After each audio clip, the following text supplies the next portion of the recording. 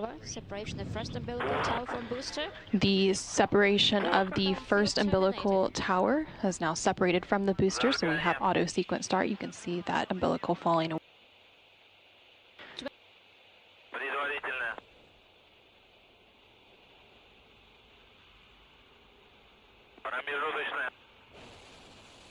Главное, подъем. Прошел контакт подъема. Двигатели центрального и боковых блоков ракеты-носителя вышли на режим главной ступени тяги. 10. Параметры системы управления ракеты-носителя в норме. Tower separates. Engine tank pumps at flight speed. Booster ignition now at full throttle and liftoff. Minin, Dubrov, and Kikina now on their way to the International Space Station as part of a 2-orbit journey. All the system parameters are nominal. We have a good roll, pitch, and yaw as we head downrange.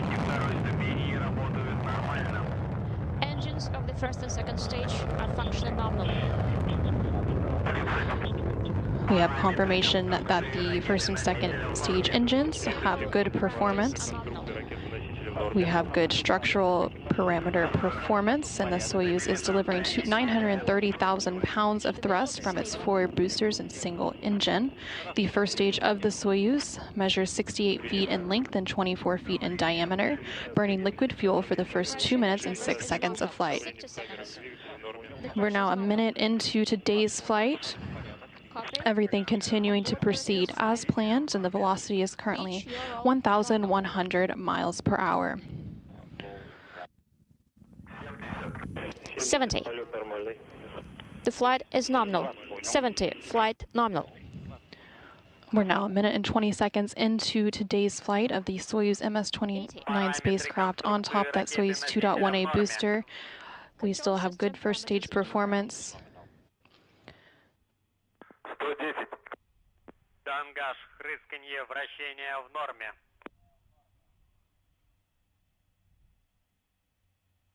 120. Есть сброс ДУ-САС. Есть выключение двигателей боковых блоков. Есть отделение боковых блоков. 130. Стабилизация изделия устойчивая.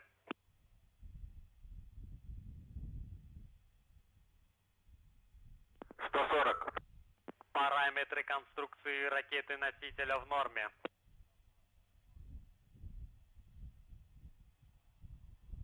150.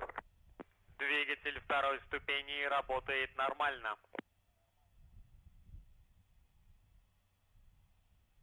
160. Есть сброс створок головного обтекателя.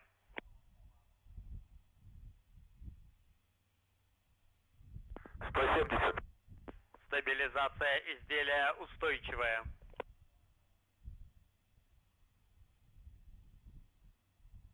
180. Параметры конструкции ракеты-носителя в норме.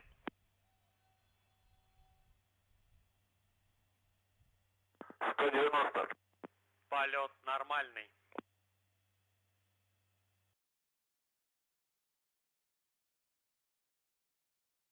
200. Двигатель второй ступени работает нормально.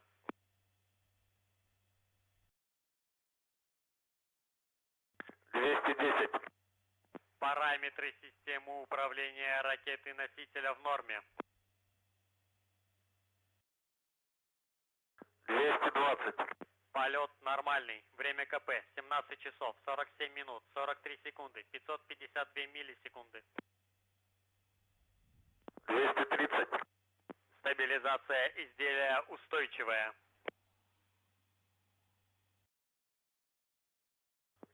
240. Двигатель второй ступени работает нормально.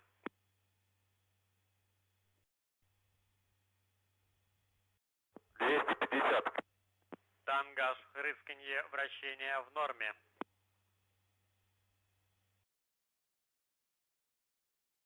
260. Параметры конструкции ракеты-носителя в норме. 270. Параметры системы управления ракеты-носителя в норме.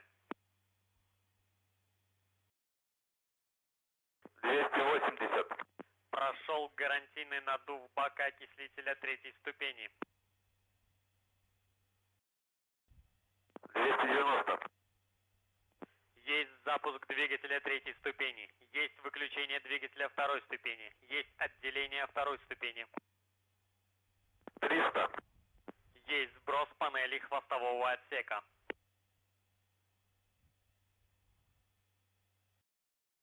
310. Стабилизация изделия устойчивая.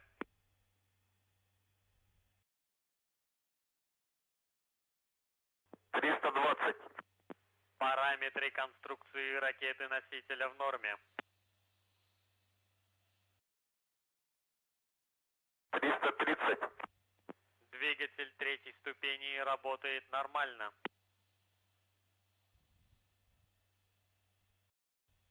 340. Параметры системы управления в норме.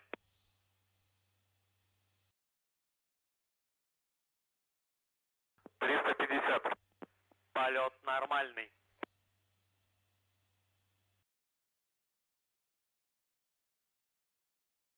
360.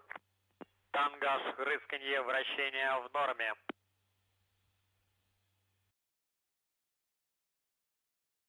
370. Параметры конструкции ракеты-носителя в норме. 380. Двигатель третьей ступени работает нормально.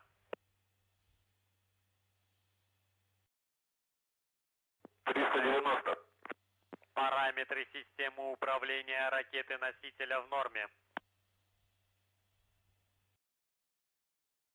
400. Стабилизация изделия устойчивая.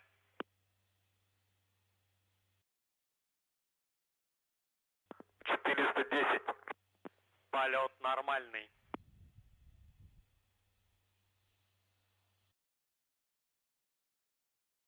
420. Тангаж, рысканье, вращение в норме.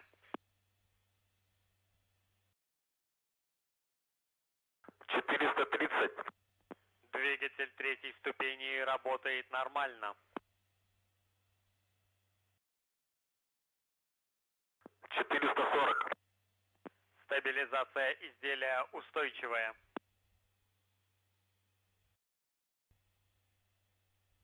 450. Полет нормальный.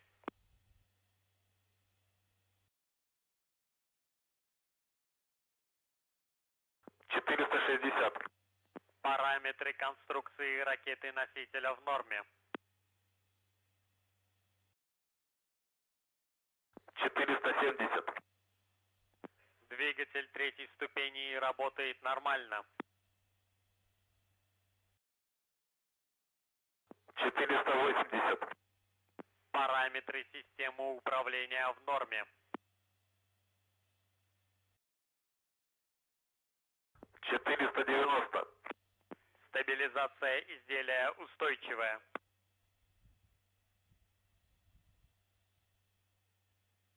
500.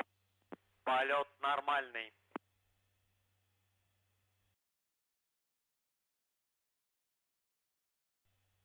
510. Тангаж, рысканье, вращение в норме.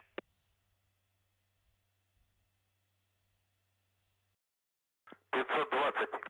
Параметры системы управления в норме.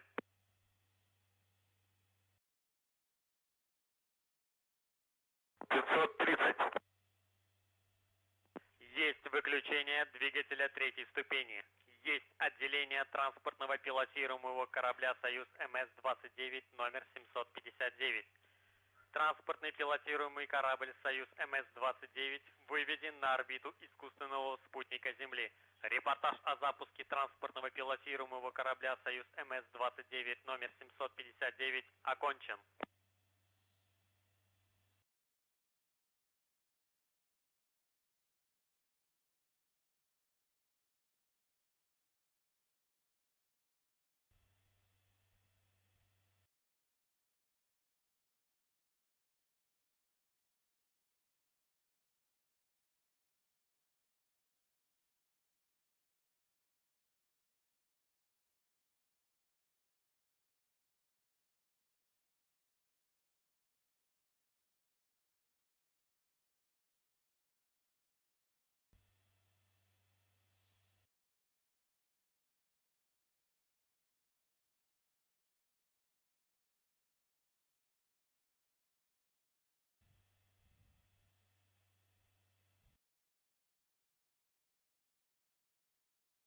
And you're welcome to select KSP to the left formats. And we have confirmation that all of the solar arrays and antennas have been successfully deployed following that orbital insertion. Monitoring leak checks. Again, this comes following a liftoff of the Soyuz 2.1A booster, which carried the Soyuz MS-29 spacecraft to orbit, following a launch from the Baikonur Cosmodrome in Kazakhstan at 9:47 a.m. Central, 10:47 a.m. Eastern, which was 7:47 p.m. at the Baikonur Cosmodrome launch site in Kazakhstan.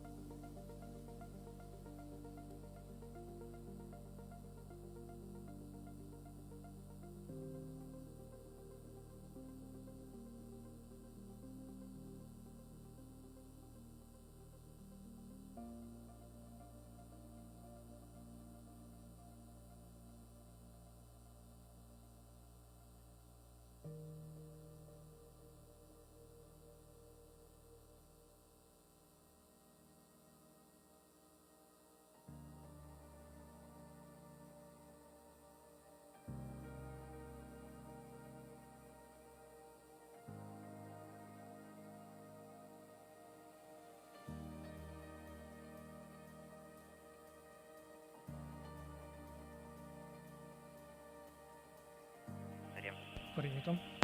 Так, вверх есть работа ЦПО, есть сигнализация. Вниз есть работа ЦПО, есть сигнализация.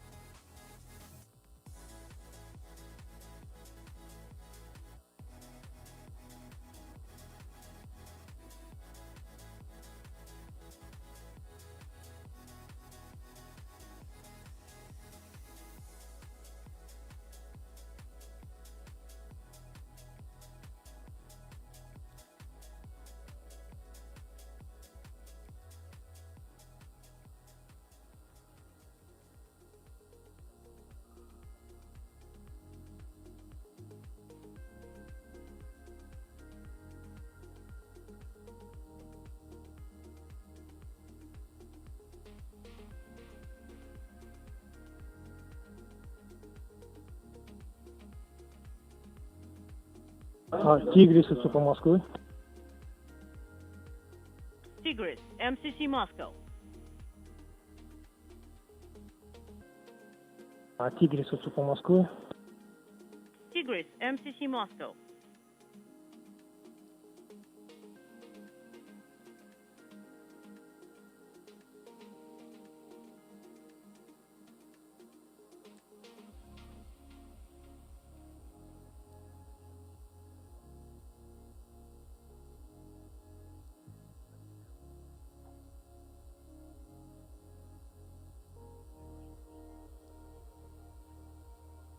Тигрис, это по Москве. Тигрисы на связи. Итак, у нас боковая коррекция началась 19-19-22. Чуть позже, чем вы нам... Да, принято, да. Сейчас, соответственно, у вас переключения должны идти, да? Да, подтверждаю, индикаторный режим. Вторая секция на до, вторая секция к погасли. Принято. Copy.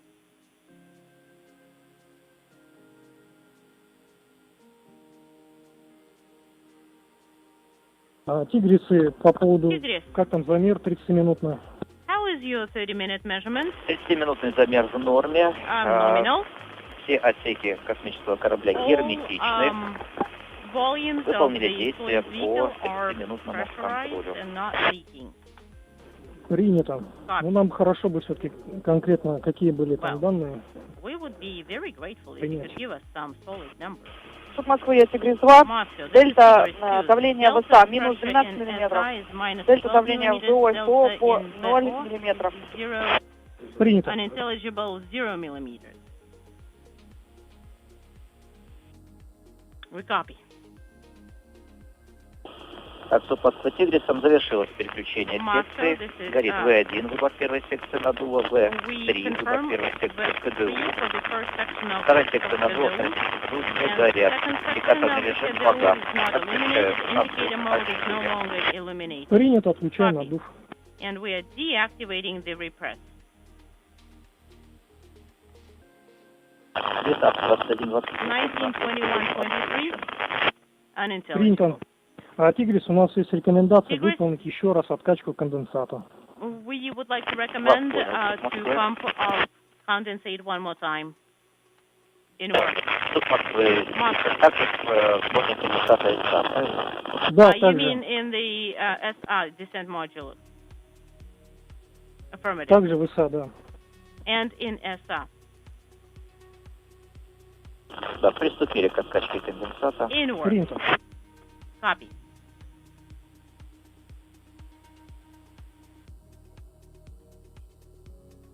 Тигрисы, 2 минуты у нас до включения курса. We have 2 minutes till course activation.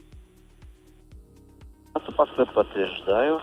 Affirmative. Ожидаем 19:24:02. We're sending by for 19:44:02. Принято. Activation.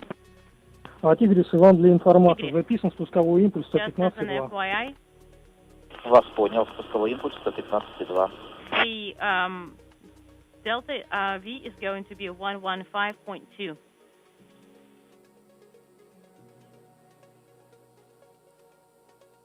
Тигрисы, текущий сеанс УКВ заканчивается 19:42.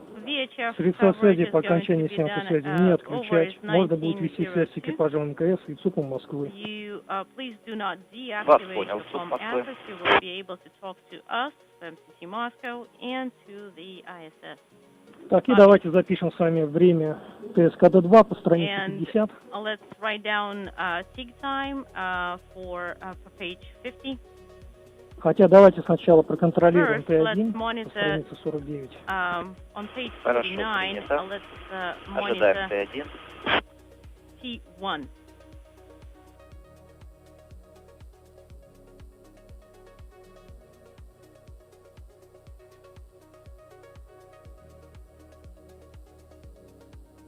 Суд Москвы Тигрисом завершили откачку конденсата. We are done with condensate pumping. Copy.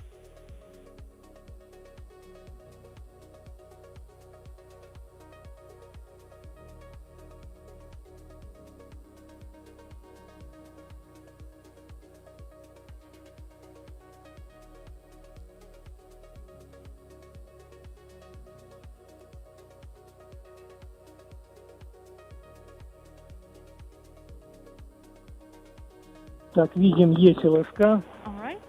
We see Да, подтверждаю, есть назначение ЛСК. Элис. Выполняется. Снялся к ГСУ-1, выйдет разворот, We да. confirm the maneuver Есть has питание started. курса 2. Подтверждаю питание курса 2. And we see СО-1 отсутствует, 2, 3, 4 присутствует, питание КВ отсутствует. Принято. Ветер причал, 18 горит. Принято. Назначился тест Final движения курса approach 2. is illuminated. Copy.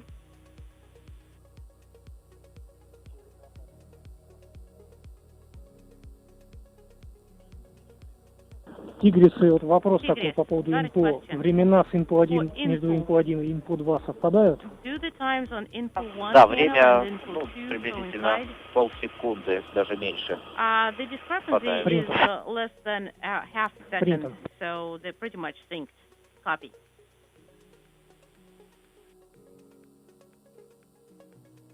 Статус миссии также на обоих инфу полет штатный. And Принято. both inputs show nominal flights. Copy.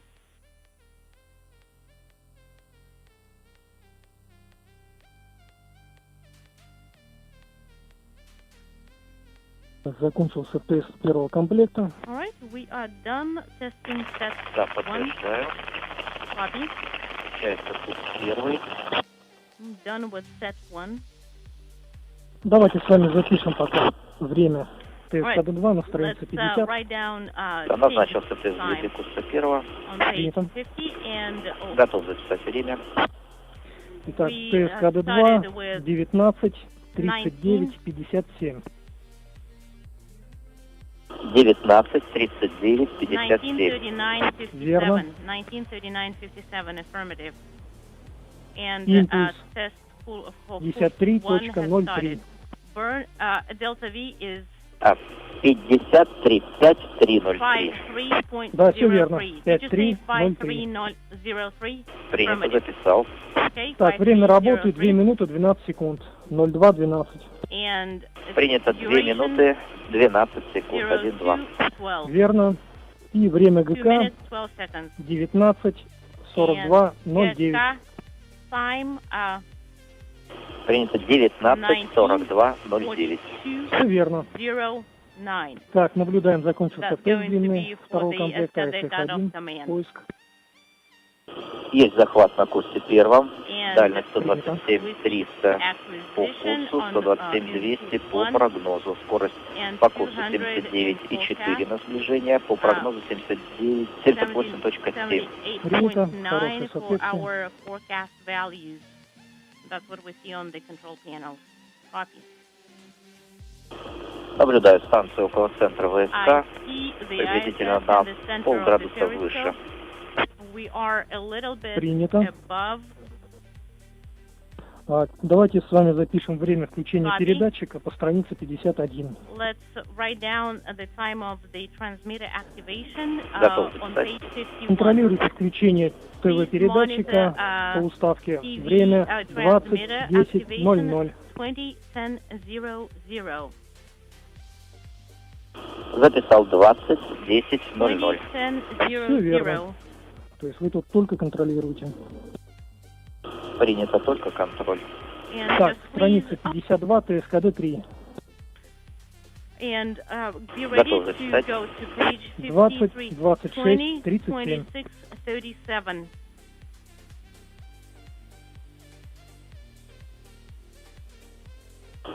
Двадцать, 26, 37. Да, все 20, верно. 36, Величина импульса 27. 5.26. Delta V is 5 метров, точка 26. 5.26. Все верно. Okay, 5 Время minutes, работы 26. 15 секунд. And duration is 15 seconds. Записал 15 секунд. Okay. ГК 20, Firing for 26, 15 seconds. 52. Main engine cutoff is at 20, 26, 52. 26, Все верно. 52. Affirmative. 20, 26, 52. Тигрисы, нам с вами нужно записать сейчас форму 2314. We also need to Таблица, verify form 14. таблица 3, страница That's 81. going to be page 81, table 3.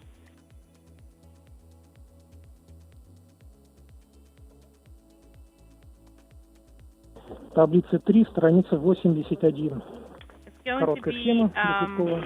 Так, есть страница table 3 on page 81, таблица 3. 81. Так, форма 23 та же, там сумерки, только не 17 минут, а 14 is 18 pretty much минут the на второй и same, третьей витке. but orbital twilight is Принято 18 минут. not at Так, 17 далее, minutes, форма but at 14 на 18 второй minutes. виток.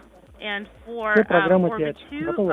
form 14, Готово. program 5, Т программа 5, 19, T for 52, program 5, 49. 19, 52, 49.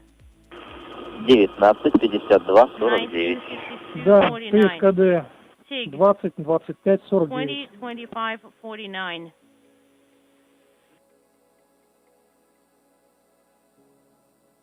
Двадцать, 25, 49. Да, импульс. Время те же, 115 и 0335. Угол посадки 139. Принято импульс и время тоже, угол 139. Да. Так, далее, третий виток, Т программы 5.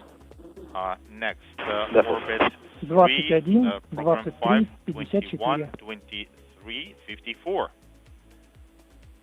21, 23, 54. Верно. ТСКД 21, 56, 54.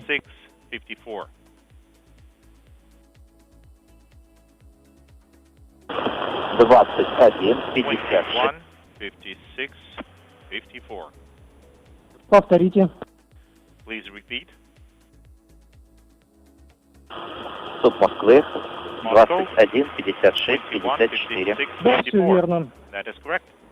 Импульс, время работы те же, угол посадки 139. Принял угол 139. Так, все хорошо. Давайте с вами запишем таблицу четвертую на второй виток.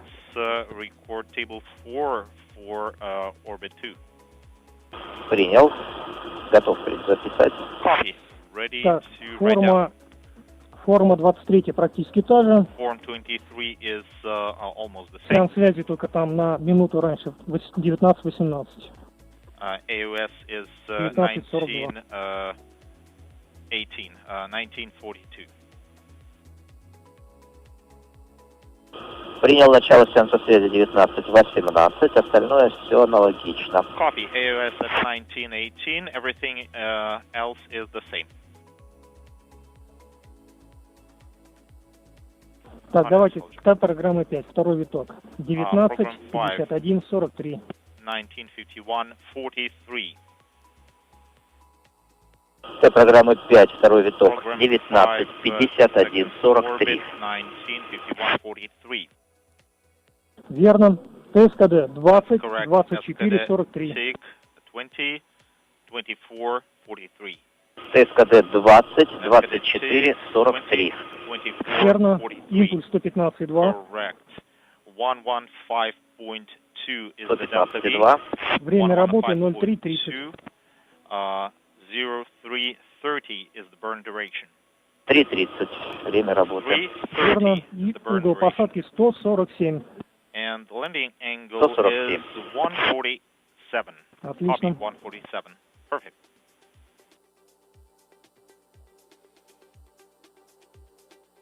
Давайте запишем форму 23 на третий виток. Let's complete form Начало 23 витка. for orbit 3. 20, Orbit start 37. 20, 37. Так, таблица 4, третий виток, начало витка 20, 37. Orbit Верно. start 20, Сеанс связи 37. 20:53 начало. AOS 2053. 20:53. 2053. Верно. Конец сеанса 21:12.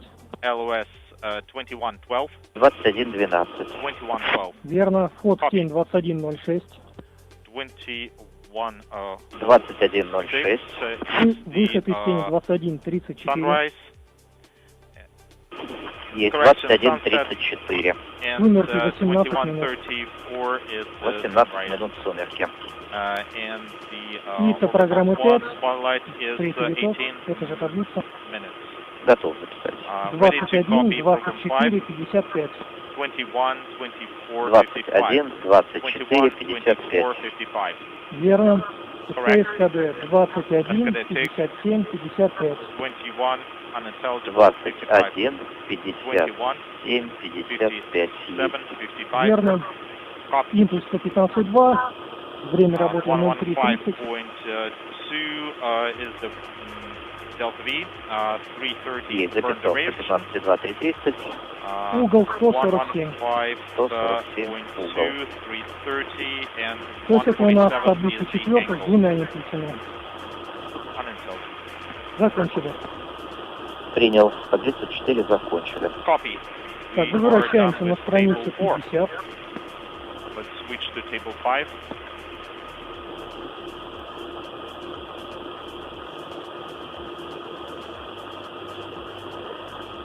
Так, 4. Приблизительно 5 минут до включения двигателя. 5 minutes Да, to, расчетное время 19:39:57. Напоминаем, take is средства связи не unintelligible. отключаем. Можно будет вести связь Don't с deactivate экипажем comm assets. МКС и ЦУПом Москвы. You'll be able to communicate with Как ISS понял, crew. средства связи не выключаем. Copy. We will not deactivate comm assets.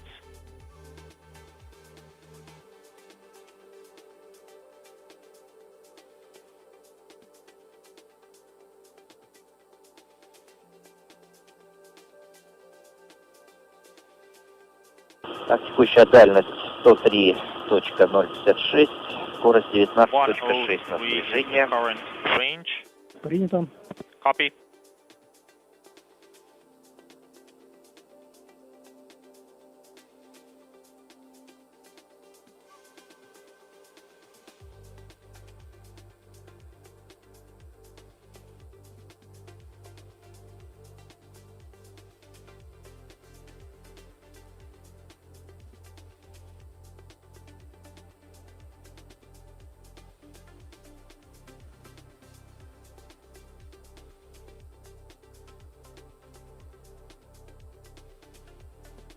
Unintelligible.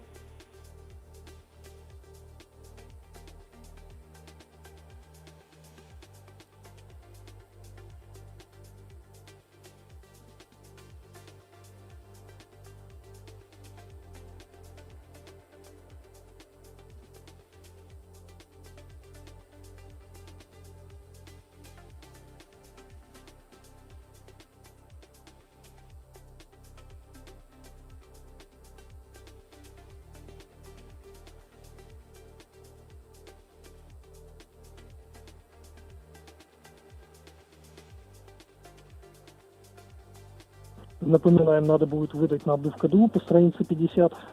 A reminder, you'll need to command the pressurized drop system. 4 назначения. Скорость команда.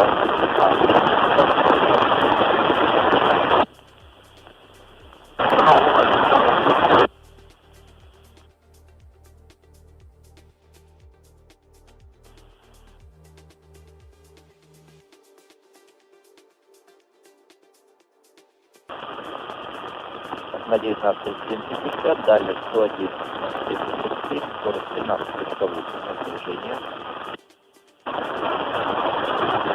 Current range is 101, range rate is 17.8.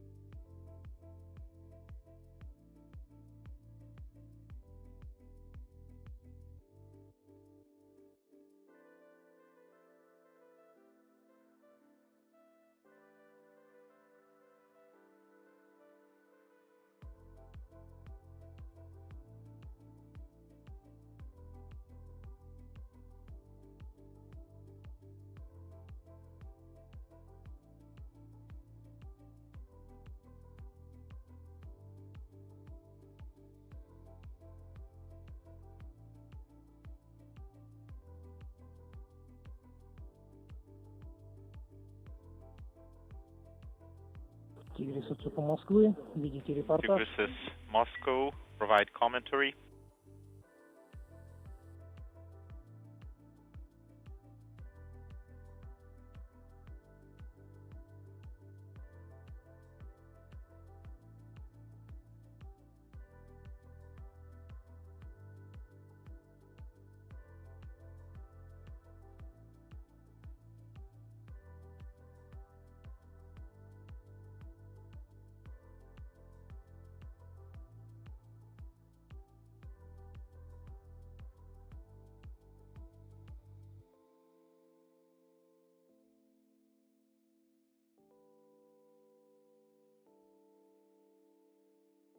Принято. Copy.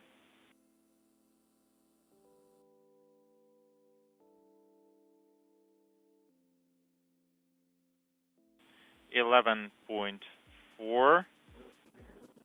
Принято. Time is nominal. Copy.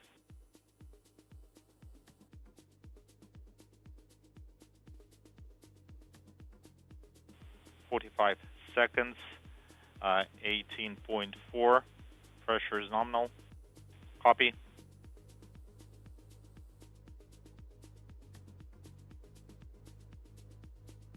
One minute. 24.5. Unintelligible.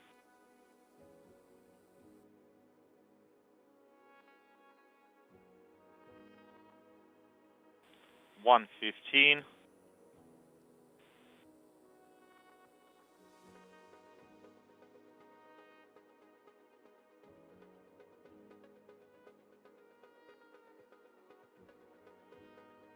Unintelligible.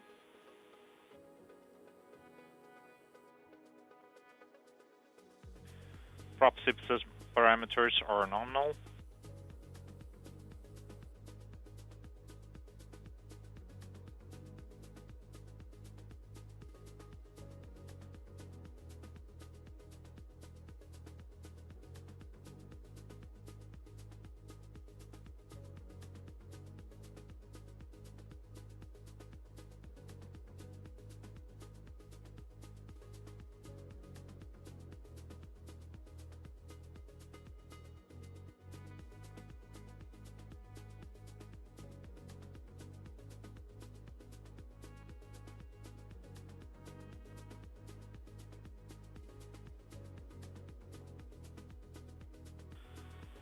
SKD burn is off.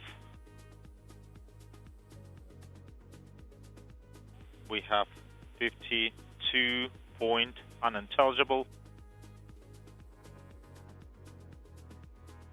Tigris Moscow. Go ahead. This is Tigris. How copy? We copy you loud and clear.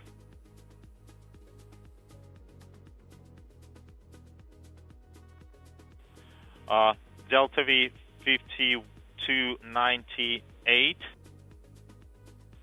Burn duration unintelligible. Copy.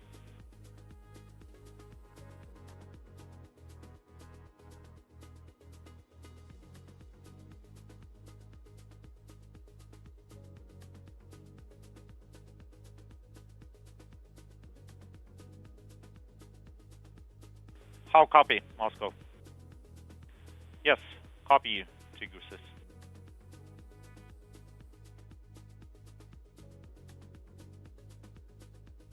How copy?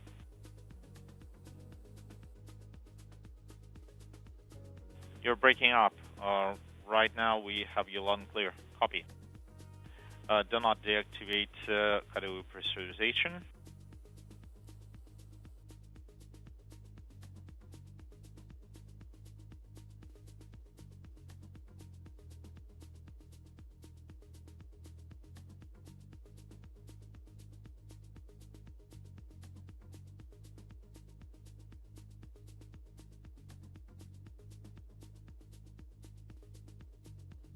Copy.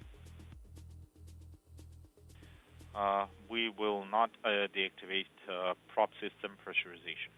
That's correct. Continue on page 51.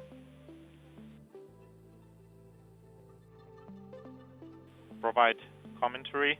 You have acquisition, right? Yes, we have acquisition on course 1. We are back to a line of sight coordinate system. Copy.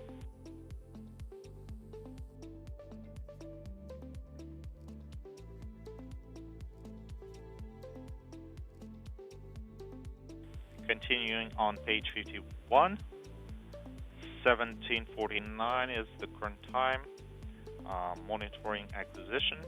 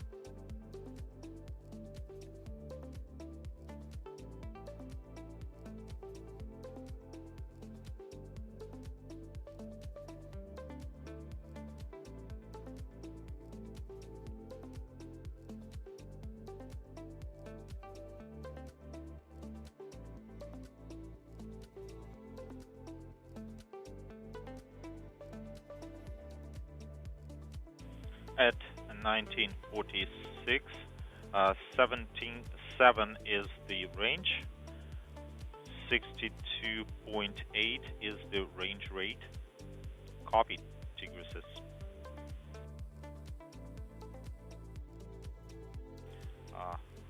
Course data correspond with the predictions.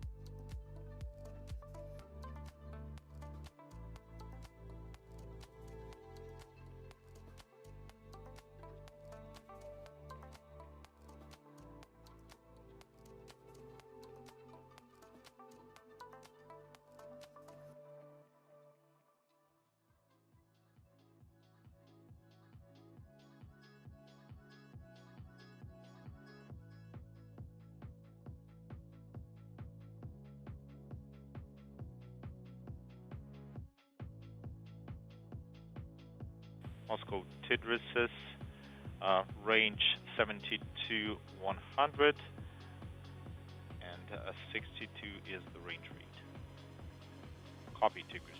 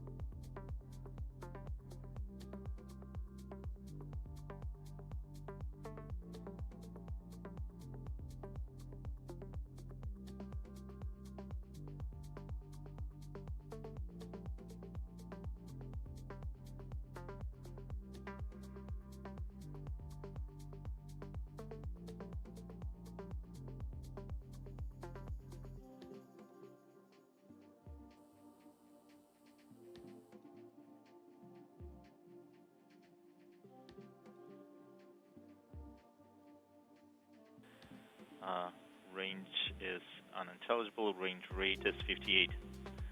Copy you. We have ready comm right now.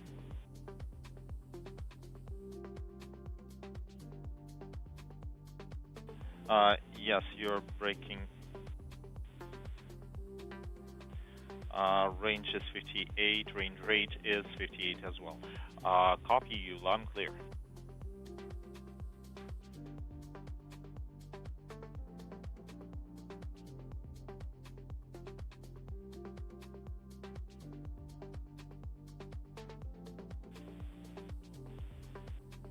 Tigris is regarding prop consumption monitoring on input 2.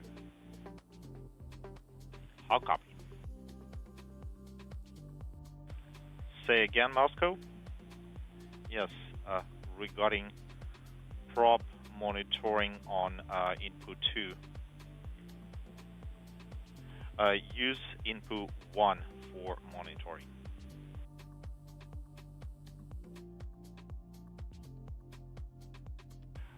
Say again. We use input 1. Is that right? Yes, input 1.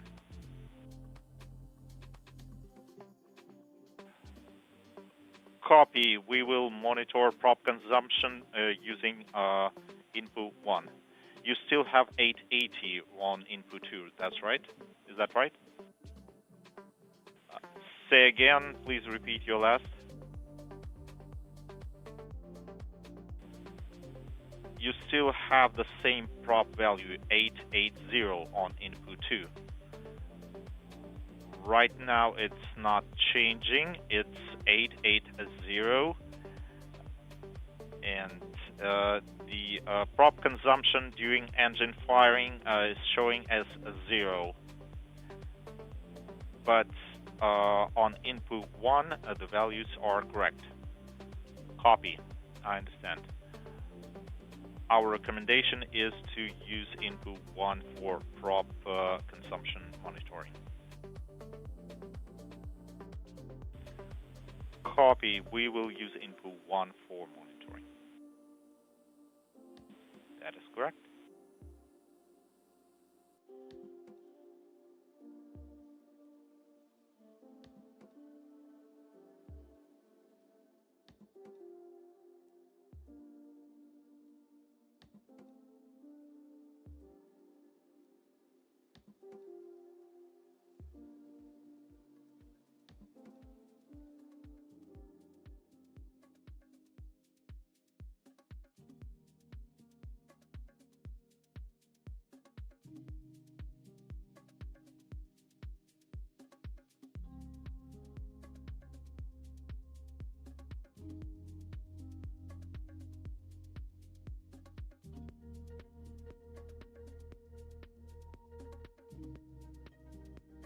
As of 1954, range 48.100, range rate is 53.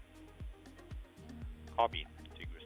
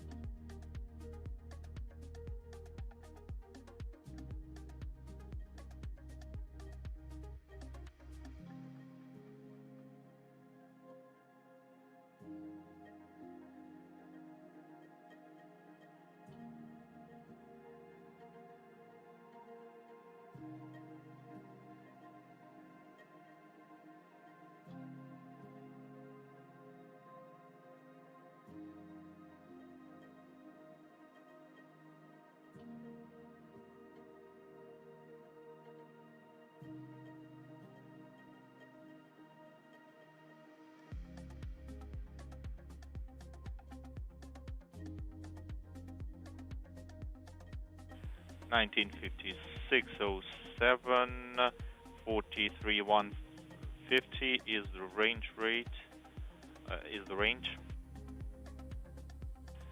Copy, Tigris.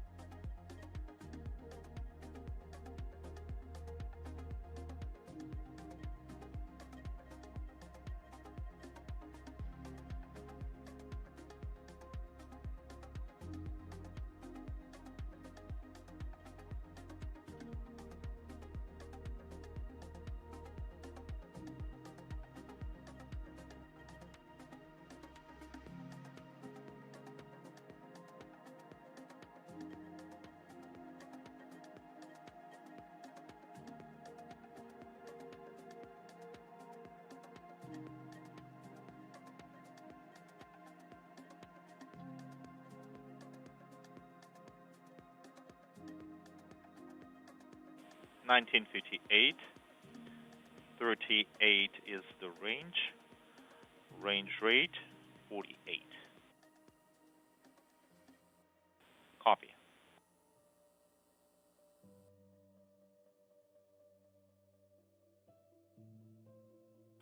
Course data correspond with predictions. Copy.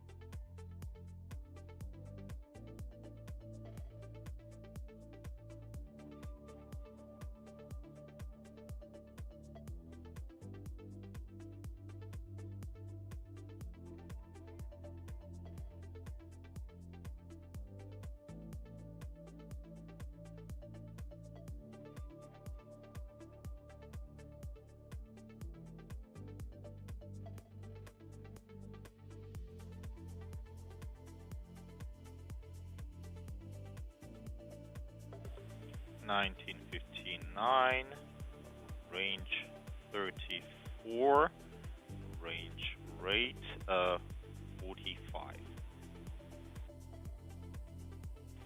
Copy.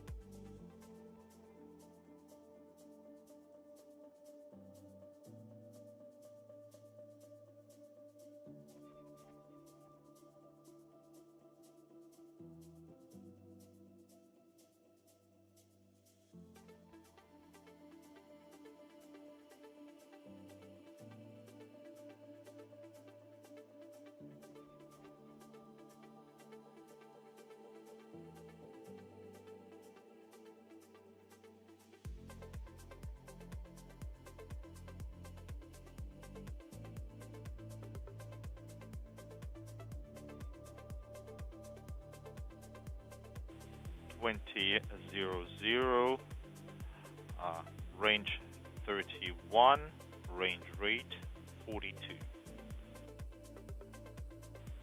Copy. Tigris.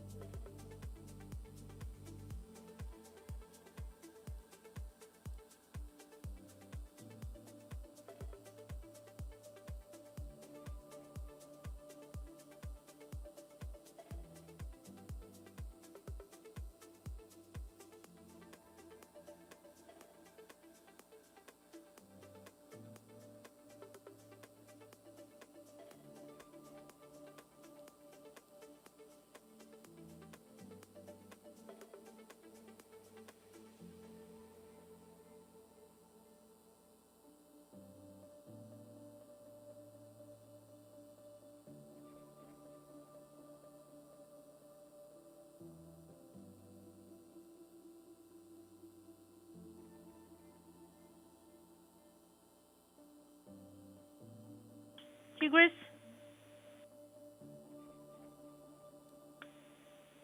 Range rate 36.7. Copy, Tigris.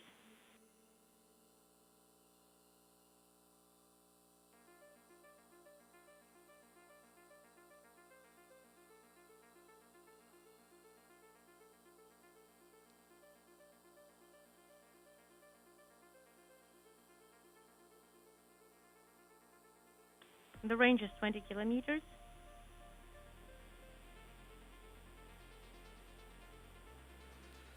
That is affirmative, and we please use info 2. And it's going to be the end of orbital night. Do you see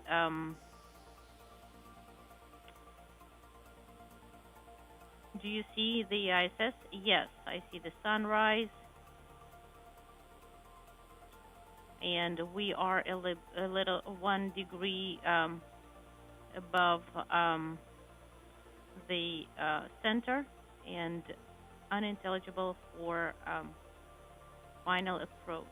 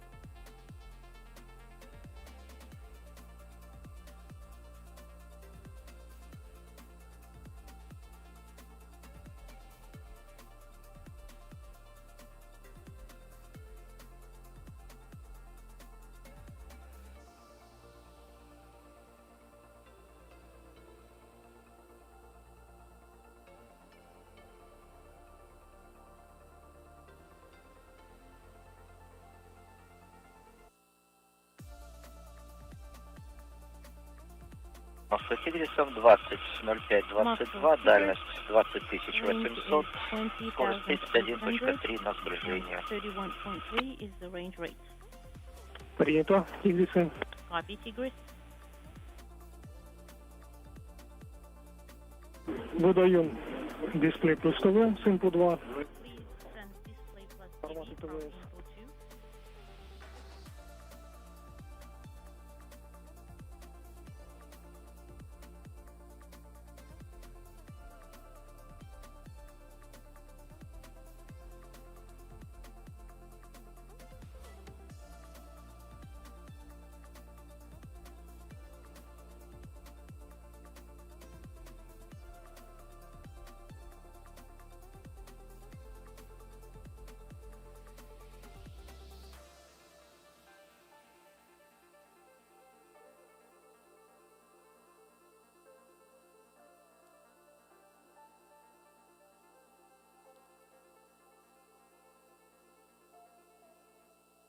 Москва Сидрисом выдал дисплей плюс ТВ с инпу 2. Широкий объектив УЗК включен. Дальность 18500, скорость 28.3 на сближение. Нажимаю передачу, далее будем вести репортаж. Нажимаем тангент, Передача передачу. зажата. Принято.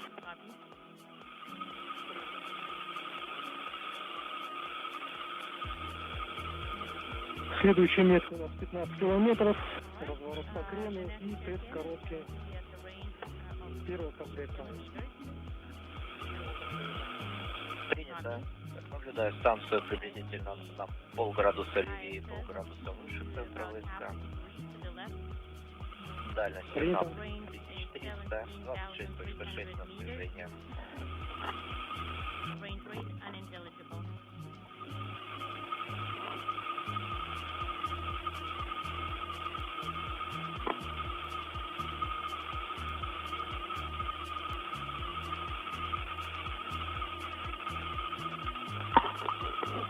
По камере также наблюдаете, да, станцию? And you also see the ISS on the video, right? Повторите, пожалуйста. Would you please repeat your last? По дисплейной картинке тоже наблюдаете, да? And you see the На ВКУ картинку наблюдаю. the ISS on the periscope. Affirmative. Символами. The station is covered up with some symbols, but in general, yes, I can see it. All right, you can send the F-11. Copy. Сейчас пока станция далеко, изображение очень маленькое. The ISS is too far, the image too small for now.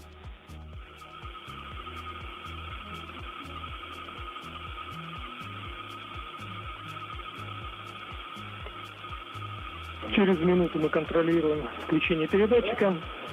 All right, in 1 minute we're going to be monitoring for the activation of the transmitter. Copy. So the range is 14,800 and course test is in progress.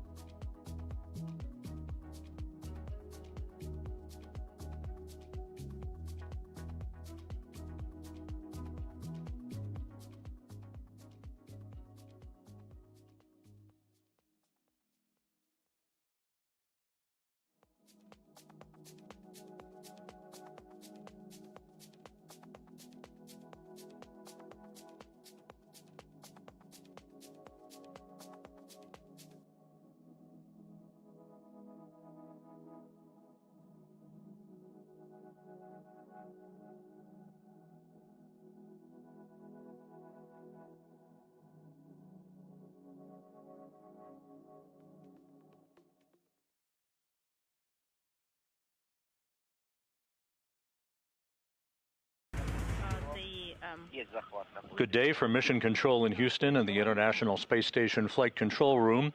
You are looking live on the right side of your screen at the Prashal module, the multi-hatched, multi-port node module that is attached to the multipurpose laboratory module, the Naoka, on the space-facing side of the Russian segment of the International Space Station. That is the port of call for the expected automated docking of the Soyuz MS-29 spacecraft just under 45 minutes from now to complete a 2-orbit, 3-hour journey for the next series of space travelers to occupy the international outpost. 2 hours and 23 minutes ago at the Baikonur Cosmodrome in Kazakhstan, NASA astronaut Anil Menon, along with Roscosmos cosmonauts Pyotr Dubrov and Anna Kikina, lifted off atop a Soyuz 2.1A booster from Site 31 at the Baikonur Cosmodrome on an 8-minute, 46-second ride to its preliminary orbit. The spacecraft and the booster arced out to the northeast from the Central Asian Desert launch site, moving in great fashion, in perfect fashion. All 3 stages of the Soyuz booster operated normally. The first stage separated at the 2-minute mark, and the other stages of the booster propelled the Soyuz MS-29 spacecraft with its 3 occupants into its preliminary orbit. At third stage shutdown and spacecraft separation, 8 minutes and 46 seconds after launch, the solar arrays and navigational antennas were deployed on the Soyuz, and it began its chase to catch up with the International Space Station. We are expecting docking to the Prashal module about 44 minutes from now. At this point, the Core's automated rendezvous system on Soyuz, that is the active system for today's rendezvous, and the passive system on the Russian segment of the station have been activated and checked out. They are in good shape. In the highly unlikely event that a problem would occur with the Core's system, the Soyuz commander, Pyotr Dubrov, who is in the center seat of the descent module of the Soyuz spacecraft, would take over from the automatic flying of the Soyuz and take over manual control for the docking of the Soyuz to Prashal. However, at this point, all of the Soyuz systems are operating in perfect fashion. The crew is reported to be feeling well, and there's great anticipation aboard the International Space Station for the arrival of Menin, Dubrov, and Kikina that will complete this fast-track 3-hour journey that will expand the station's population temporarily from 7 to 10, setting the stage for a handover between arriving and departing Soyuz crews. Aboard the International Space Station, the Expedition 74 crew at the very top is Jessica Meir of NASA, along with NASA's Jack Hathaway, the European Space Agency's Sophie Adno, and on the far right, Andrei Fedyaev of Roscosmos. At the bottom is Sergei Kud-Sverchkov, who is the current Soyuz commander, NASA's Chris Williams, and Sergei Mikhayev. Those three at the bottom of your screen will be returning in the Soyuz MS-28 spacecraft for a parachute-assisted landing on the steppe of Kazakhstan to complete their 8 months on board the International Space Station. Their return to Earth is scheduled for July 26th.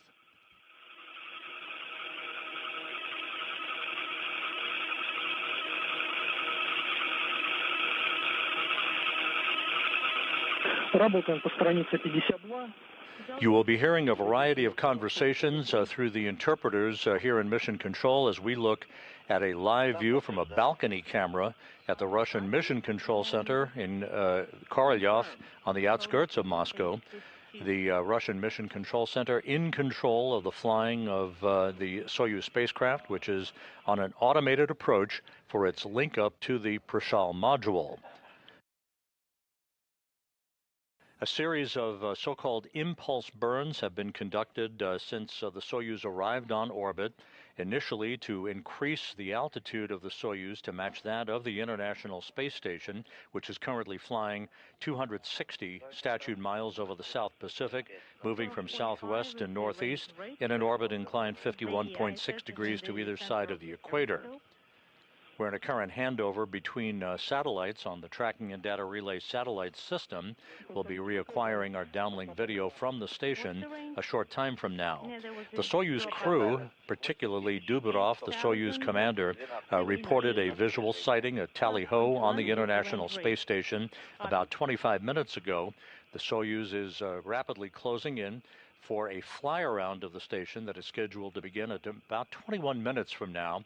This will be at a 15-degree angle that will precisely align the forward docking probe on the Soyuz MS-29 with the Prishal module's docking port.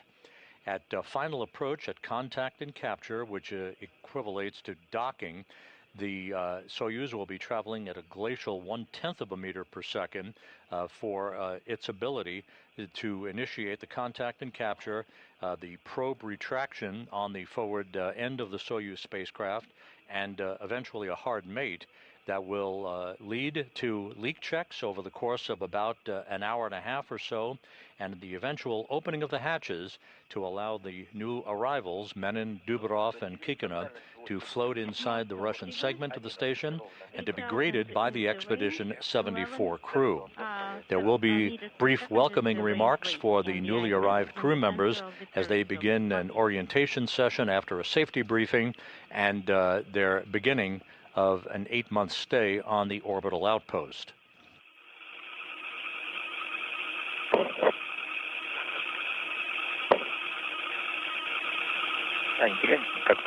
Anna, would you please check the water status? Right, it's decreasing, and here in Mission Control in Houston, the Orbit 2 team of flight controllers is watching over operations on board the station itself, as well as working in concert with their Russian counterparts across the ocean at the Russian Mission Control Center. Today's activities have a distinct Artemis 3 flair to them. At the bottom of your screen is Flight Director Chris Dobbins. Seated to his right is the European Space Agency's Luca Parmitano, who recently was named as the pilot for the Artemis 3 mission next year. Down in Baikonur at the Cosmodrome, as part of the family escort contingent, is mission specialist Frank Rubio, who is also part of the Artemis 3 crew and will be flying with Parmitano, the Artemis 3 Commander Randy Bresnik and mission specialist Andre Douglas on that mission next year.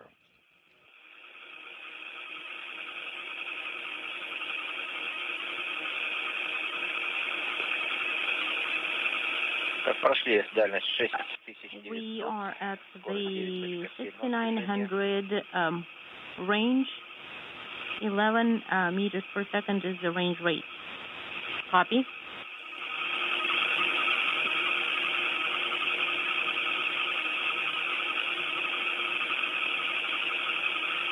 We soon will be reaching the 5-kilometer distance mark.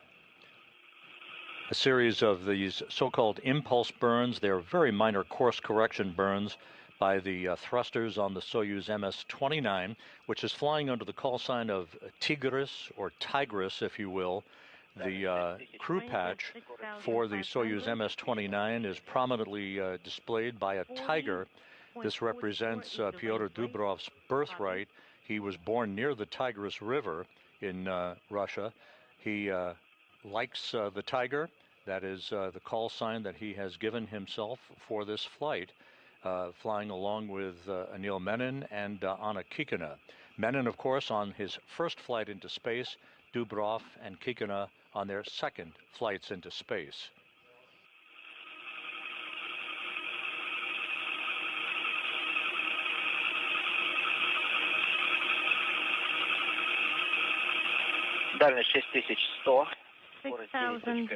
On the left side of your screen is one of the Ultraflex solar arrays on the Northrop Grumman Cygnus cargo craft that is mated to the Earth-facing port of the Unity module of the International Space Station. And in the middle of your screen is the Soyuz MS-28 spacecraft that is attached to the Rosviet module. So you have a cargo ship, a return vehicle, and the docking port for this second Soyuz that is scheduled to link up to the International Space Station about 36 minutes from now. Again, the Prishal module on the upper right corner of your screen has multiple docking ports. The Soyuz will ease into the Prishal, which is mated to the Naoka multipurpose laboratory module on the Earth-facing side of the Russian segment of the International Space Station. The station is currently flying 260 miles above the Earth, approaching the west coast of South America. We'll be flying directly over the Andes Mountains just a short time from now. The range is 5,500. 10.9 is the range rate. Copy.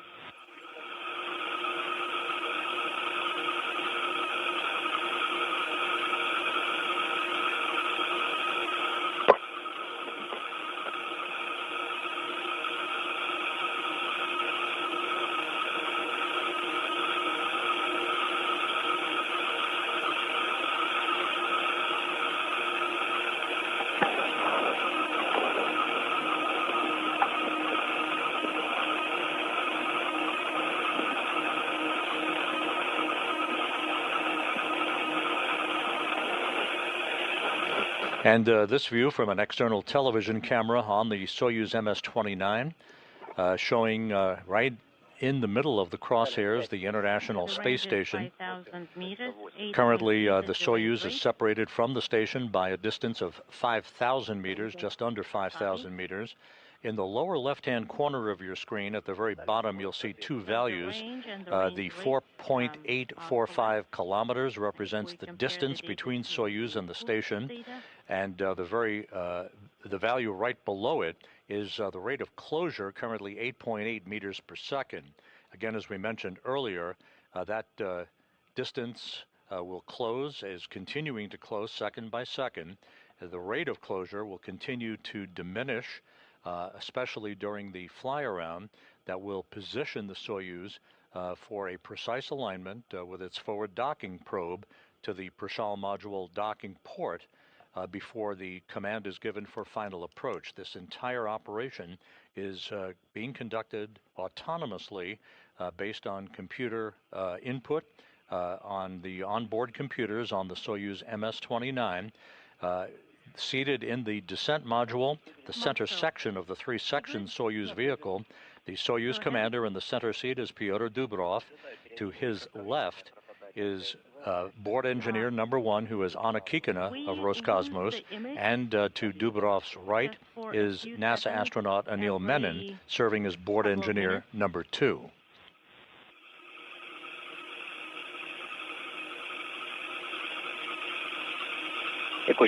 And the current range is 4,010 meters, and range rate as 8.8.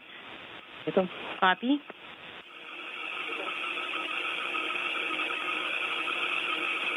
We're about 13 minutes away from the initiation of the fly-around. Again, this is designed to enable the Soyuz to reach a point, a very, very brief point of station keeping, where essentially they put the brakes on, enabling the flight controllers of the Russian Mission Control Center in Korolyov to assess the precise alignment of the forward docking probe with the Prishal module docking port, which is the port of call for the arrival of the Soyuz MS-29 and 3 new crew members for their residence aboard the International Space Station. And 8.8 is the range rate. Copy.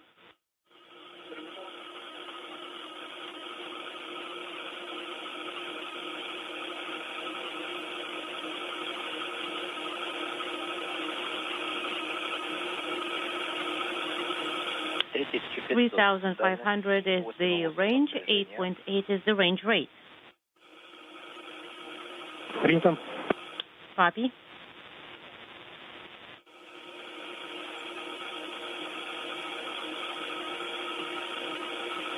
All of the events since the launch of the Soyuz MS-29 vehicle, which occurred 2 hours and 36 minutes ago, all of the activities have gone as planned. No issues, all the systems operating in normal fashion. Once again, 8 minutes and 46 seconds after launch, at the point at which the Soyuz separated from the third or upper stage of the 3-stage Soyuz 2.1A booster, the solar arrays and navigational antennas all deployed as planned normally, and the chase began on this traditional, what has now become a traditional 2-orbit, 3-hour journey from the launch pad at Baikonur to arrive for a docking to the International Space Station. The 2-orbit rendezvous is something that has been incorporated for the past several years to try to expedite arrival of crew members to the International Space Station. In the old days, it used to be a 2-day rendezvous, and the capability still exists to default to a 2-day rendezvous should a technical issue require that to occur following launch. However, as has been the case, and in the case of today's activities, the 2-orbit rendezvous was declared operational and in play a short time after the Soyuz arrived in its preliminary orbit, with all of its systems operating in excellent fashion. Confirmed, the target moved up and to the right. Copy. Range is 2,470, 8.8 is the range rate.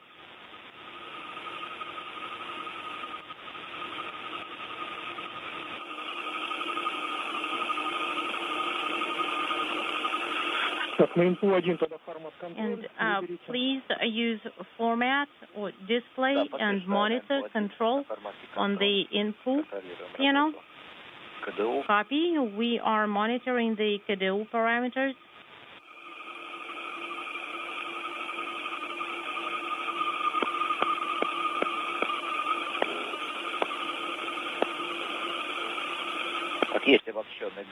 Combined GSO is confirmed, GSO 1, 2, 3, and 4.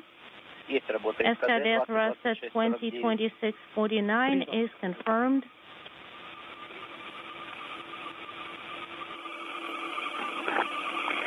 The so-called impulse foreburn is underway using the main engine on the Soyuz. This is about a 16-second burn. We're about 2,000 meters away from the International Space Station at this point. Within the next couple of minutes, Flight Director Chris Dobbins here in Mission Control will poll his team of flight controllers for a go, no-go for docking. as you now have a better view at the top of your screen of the Prashal module to which the MS-29 will link up to in about 28.5 minutes. And of course, it is attached to the Naoka Multipurpose Laboratory module.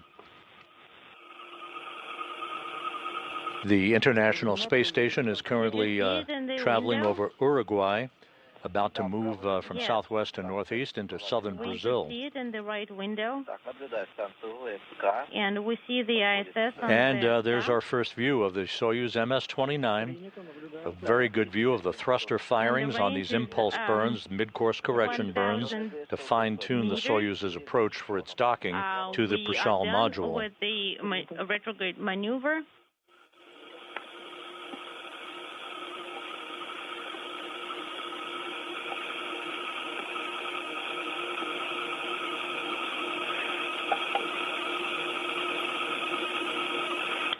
Range is 1,600, 4.2 is the range rate. Может, пересветку выдать, как вам? So the course data is just as predicted.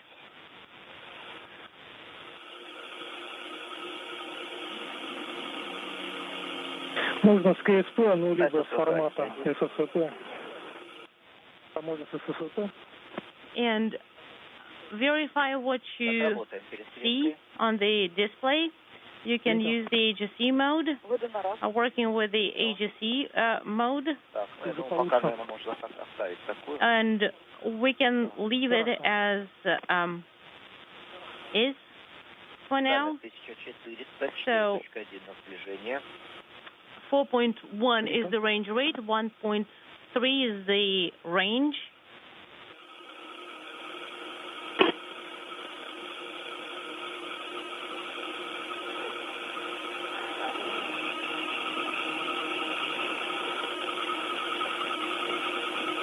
If you're just tuning in, you're looking at a view of the Soyuz MS-29 spacecraft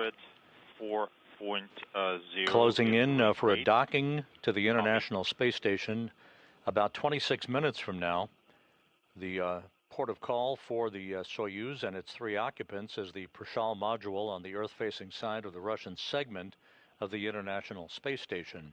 On board, the Soyuz commander, Roscosmos cosmonaut Pyotr Dubrov, along with Roscosmos cosmonaut Anna Kikina and NASA astronaut Anil Menon.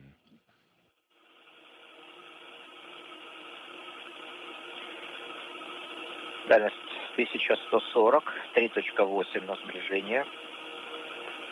Range is 1140, range rate is 3.8. And as you can hear, we're closing in on about the 1,000-meter mark, separating the Soyuz from the station. At the point at which the fly-around of the station begins, about 5.5 minutes from now, the Soyuz will have closed to within 400 meters.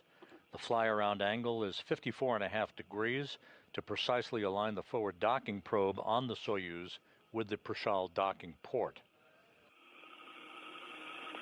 Дальность 1000 метров. Range is 1,000 meters. I have 3.0 as range rate. Depot thrusters are firing.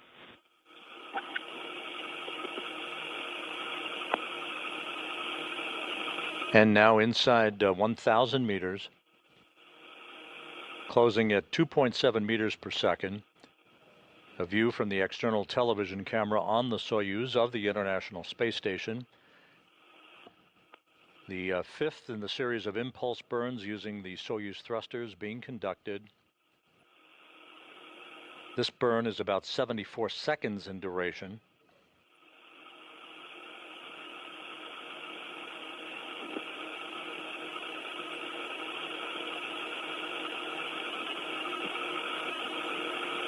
Дальность 850, 850 is the range, 2.3 is the range rate.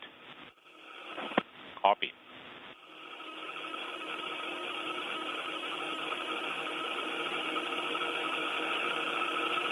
Как погасла работа ДПО, завершилась отработка тормозного импульса.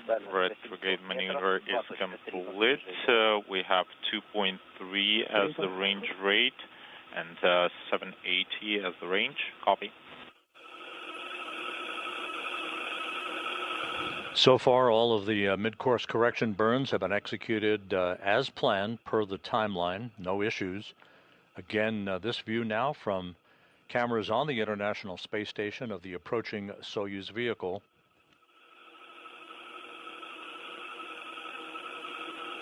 We're about 700 meters away. 700 is the range. 2.45 is the range rate. 2.45 representing the rate of closure between the Soyuz and the International Space Station. Again, at the time of contact and capture, at docking, less than 23 minutes from now, the Soyuz will be traveling at just 1/10 of a meter per second for its initial contact with the docking port. At that point, the relative motion of the two vehicles at the docking interface will be allowed to dampen out against one another before the forward docking probe begins to retract to bring the two docking interfaces flush against one another and initiate the closing of the hooks for a hard mate. 600, 1.65 is the range rate. Copy.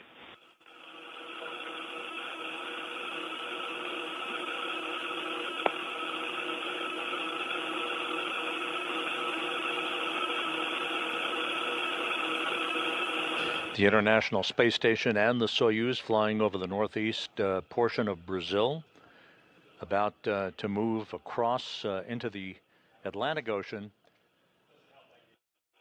Again, everything being conducted autonomously aboard the Soyuz as it continues its fast-track approach for a docking to the Prishal module, docking now just 21.5 minutes away. I think the view is good. Second level of AGC mode is commanded. I think this is better. Let's leave it like this. Copy. Thank you. 485 is the range. 156 is the range rate. Принято, ожидаем облет до страницы 53. Copy. Standing by for fly around per page 53. I confirm we will proceed with page 53 once the fly around starts. 440, 140. And as you watch this view from the external television camera with the engineering data overlaid from the Soyuz MS-29, we're inside a minute from the initiation of the fly-around by the Soyuz to precisely align itself with the Prishal module. And again, this view of the Soyuz as it and the International Space Station pass off the northeast coast of Brazil over the Atlantic Ocean. And fly-around has now been initiated. 390, 152. This fly-around is at an angle of about 54.5 degrees. It will take just about 6 minutes to complete before the Soyuz puts the brakes on, comes to a halt on automated command to enable a few seconds worth of station keeping and one final look by the flight controllers at the Russian Mission Control Center in Korolyov to ensure that they're happy with the alignment of the Soyuz to the Prishal module. At that point, the Soyuz will be at a range of almost 200 meters away. With the fly-around velocity profile. I can see the station on the periscope, RS node, docking port. Copy. 330.75 is the range rate.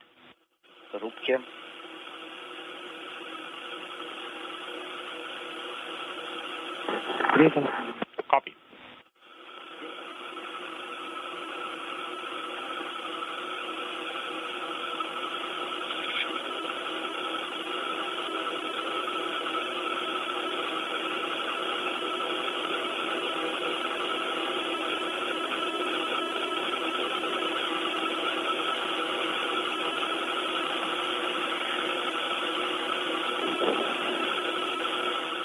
300 is the range, 0.67 is the range rate.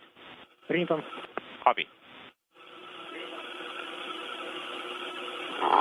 Just a few minutes now before the Soyuz begins its brief, very brief station keeping period. 63 is the range rate. The Soyuz commander, Pyotr Dubrov, continuing to provide systems updates for the Russian flight control team outside of Moscow. 280.59 is the range rate.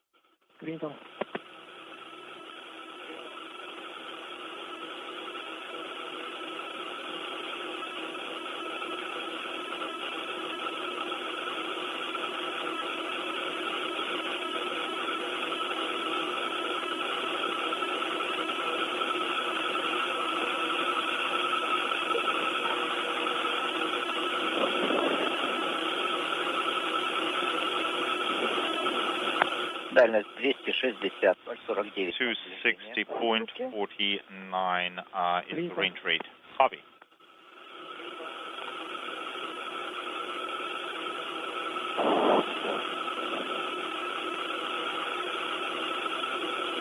Гол периода 25 градусов. 25 degrees is the Pelling angle. Дальность 250 is the range, 0.4 is the range rate. 250 meters separating Soyuz from Prishal.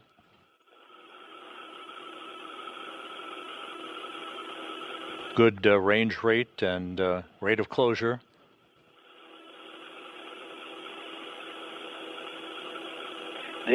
метров, 0,38 240 meters, 0.38 is the range rate. Copy. Контролируйте К-15 загорание. Unintelligible.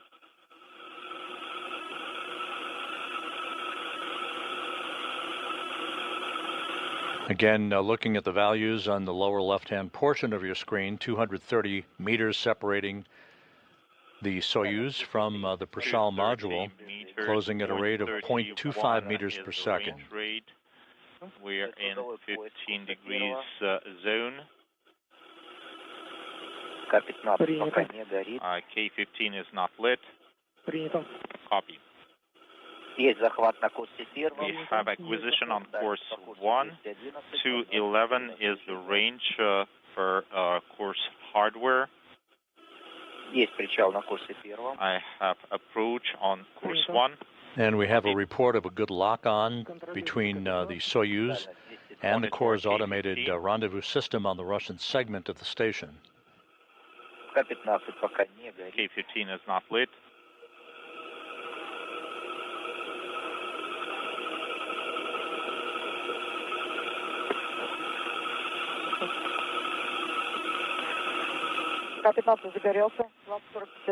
I have K-15 indicator lit.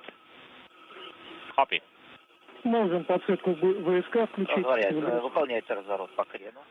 We have roll maneuver ongoing. Copy will activate periscope backlighting. 2041 backlighting is on. Copy. Так, ну и фару С-17. And the headlamp C-17. Copy, we have a go to activate headlight S-17, commanding 2041 headlight is activated. Copy. Continuing the roll maneuver. 201 is the range rate 0.12.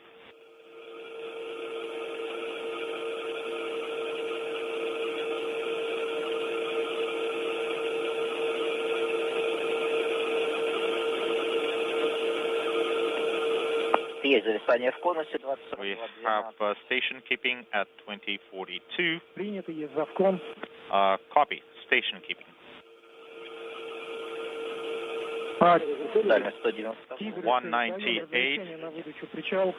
You have a go to command approach.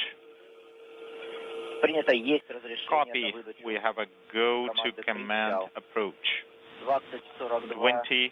4240, I commanded approach. We have approach. Depot thruster firing. With fly around having been completed, the Russian flight control team immediately happy with the angle and the location of the Soyuz relative to the Prishal module, so final approach is underway. Docking is scheduled about 13 minutes from now. Everything continuing to go very smoothly.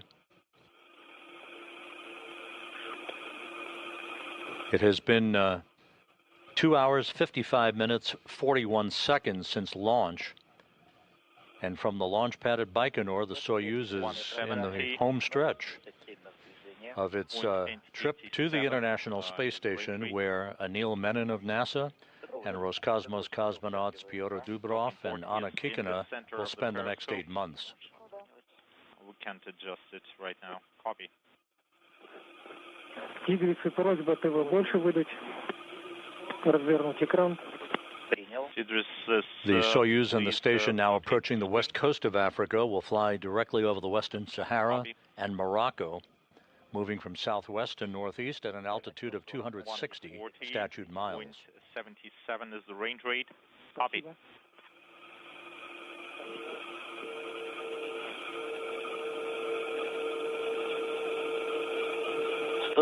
130 meters, 0.71 is the range rate. Docking port is near the center of the periscope.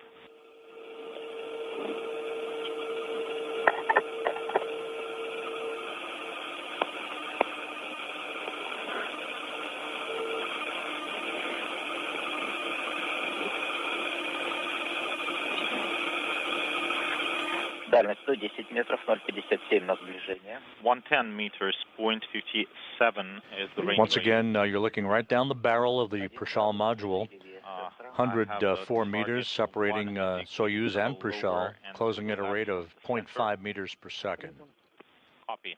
100 meters, 0.57 is the range rate.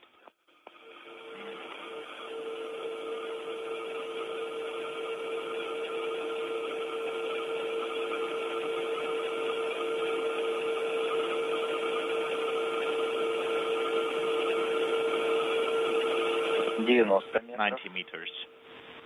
0,45. 0.45 is the range rate.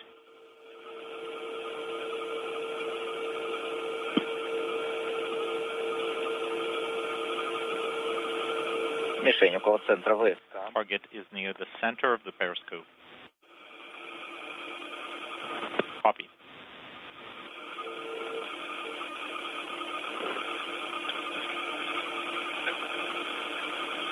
Дальность 77 на 36 на 77 is the range, 0.36 is the range rate.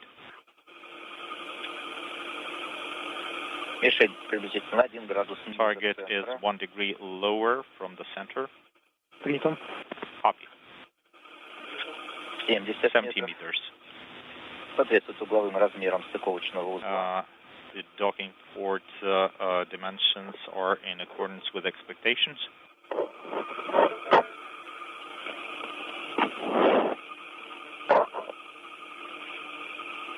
65 метров, 65 meters, 0.28 is the range rate. Target is near the center.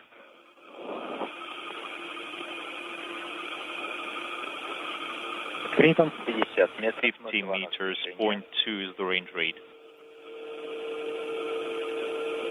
Соответствует угловым размерам стыковочного узла. Angular dimensions of the docking port are in accordance with expectations. Ожидаемо ССО ПГТ. The flight controllers in Korolyov very happy with the alignment of the Soyuz and the Prishal module. Soyuz and the International Space Station flying almost directly over Casablanca. Docking system readiness, copy. 40 метров, 40 meters, 0.18 is the range rate. 1 градус левее центра ВСК.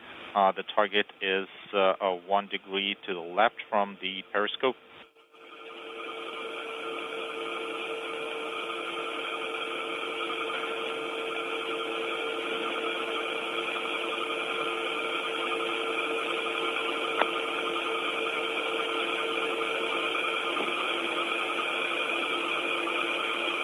3 hours now into the flight of Soyuz. 35 meters, point 13 is the range rate. Just 35 meters away now from docking. Copy.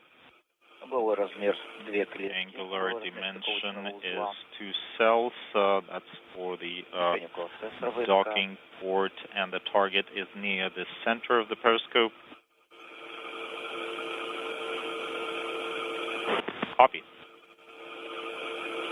Небольшое расхождение крестов по тангажу, порыскание. I have a little bit of misalignment in the roll on the target cross. Point 13 is the range rate.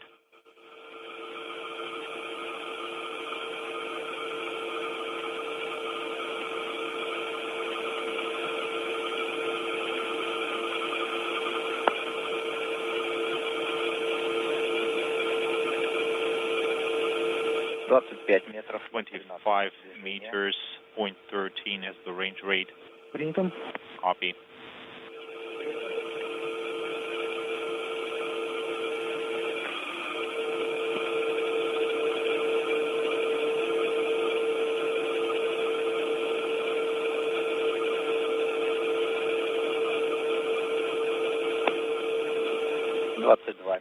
.2 meters, point 13 is the range rate. The Soyuz passing behind one of the ultraflex solar arrays on the Northrop Grumman Cygnus cargo craft. I have SS Salpagate instruction. Copy. The target is half a degree lower from the center of the periscope. Принято. Copy.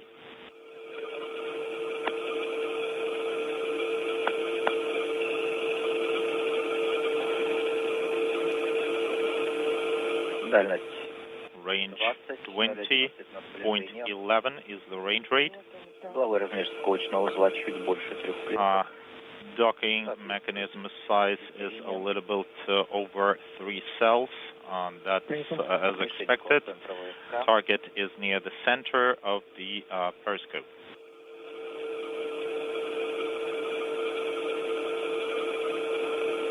Итак, 15 meters, point 11 is the range rate.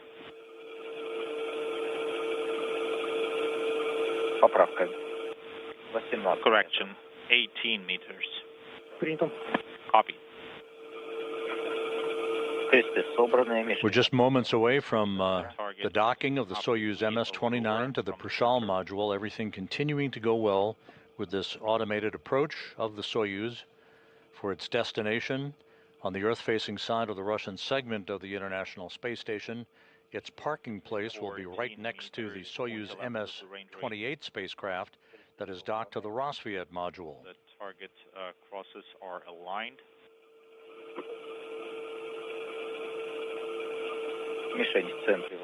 Target is in the center of the periscope.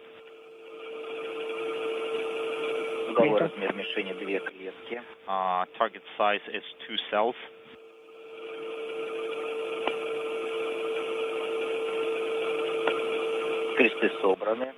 Target crosses are aligned. Target is half a degree to the right from the periscope center. 8 meters. Just 8 meters now separating Soyuz and Prishal. Center, copy. Perfect alignment reported by the flight controllers in Korolyov as we stand by for contact and capture of the International Space Station. 5 meters. Waiting for contact.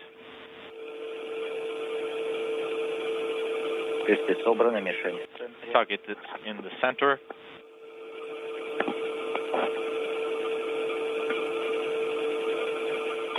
Contact confirmed. We have contact, docking ring refresh. Capture confirmed. Copy. At 12:52 p.m. Central Time, 1:52 p.m. Eastern Time, Soyuz has reached the International Space Station after a flight of 3 hours and 4 minutes in duration. Let's switch to SS Web docking occurring over the Mediterranean at an altitude of 260 statute miles.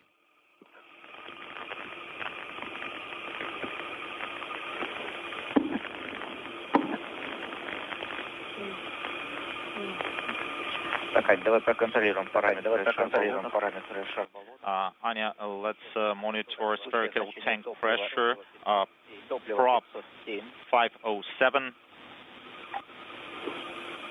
Copy. Spherical tank 1, 151. Spherical tank 2, 181.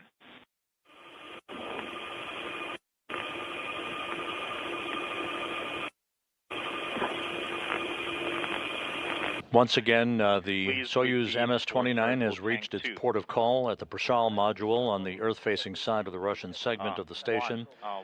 Contact and capture docking occurring at 12:52 p.m. Central Time, 1:52 p.m. Eastern Time, 3 hours. Так, далее ожидаем погасания.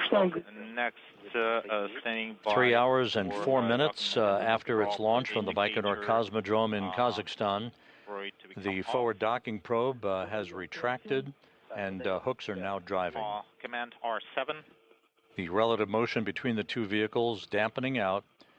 The hard mate will be initiated between the two vehicles at the docking interface at the point at which the hooks will be closed on both sides of the docking interface. That will initiate a period of leak checks on both sides, the Soyuz side by cosmonauts Pyotr Dubrov and Anna Kikina, with Anil Menon contributing his expertise to that procedure. And on the Soyuz side, Sergei Sverchkov, the station commander, along with Sergei Mikheyev, will be looking at their procedures as they initiate the leak checks on the station side of the docking interface that will lead to a hatch opening that is scheduled at around 3 p.m. Central Time, 4 p.m. Eastern Time. Is the SR pressure, bow pressure 800, instrument area pressure 884. Copy. Next measurement in 5 minutes. Copy.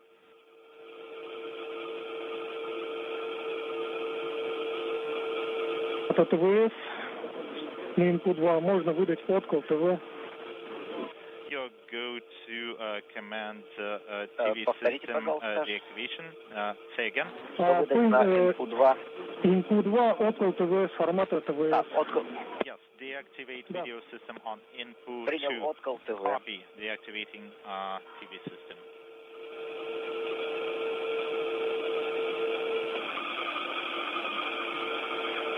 Так, 20:55:57 выдал ТВ Откал.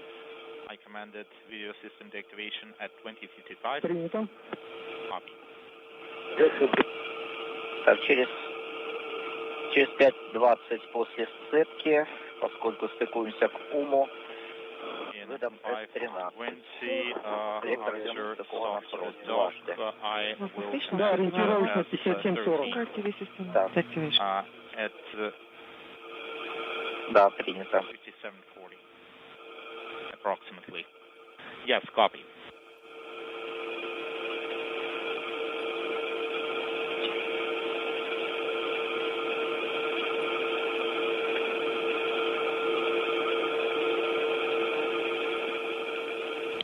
The visiting vehicle officer here in Mission Control reports the Soyuz hooks continue to drive into their closed position. So we'll be standing by for the confirmation of a hard mate.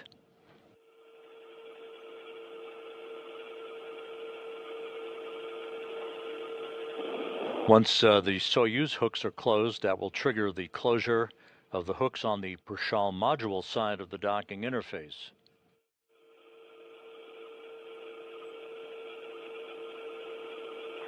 Moscow Station on Space Ground 1 for TV system deactivation.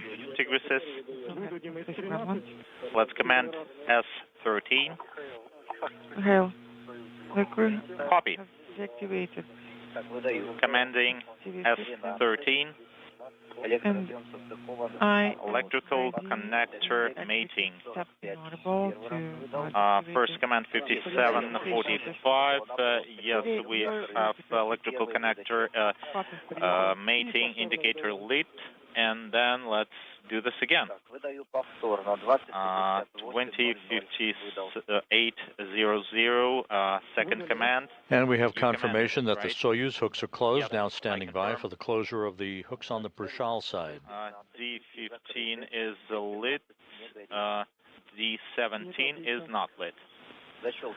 I have ledges extended, indicator not lit. That's the entire copy.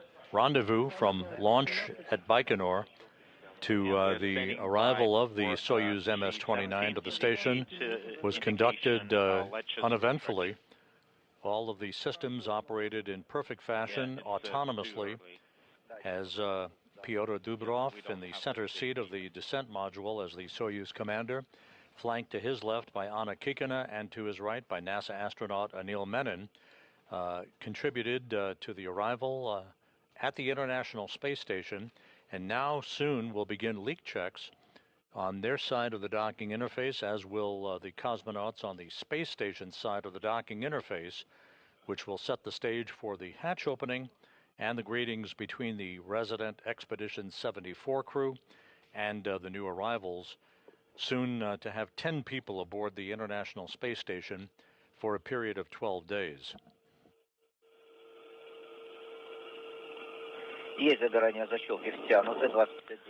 Ledges retracted, indicator is lit. Copy, that's G17.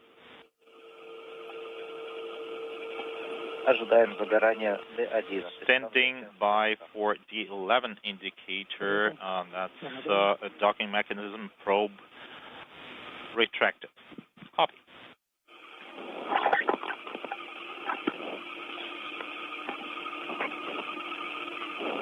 Пятиминутный замер ЭКГ, давление ВСА 780, дельта минус 1.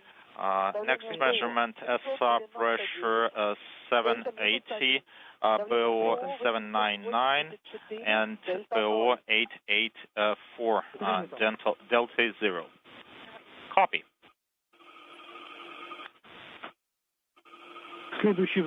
Next measurement is going to be at 20-minute mark. D11 is illuminated. The probe is retracted. And what about the SSVP docking internal transfer system mode? Is it illuminated? No, not yet.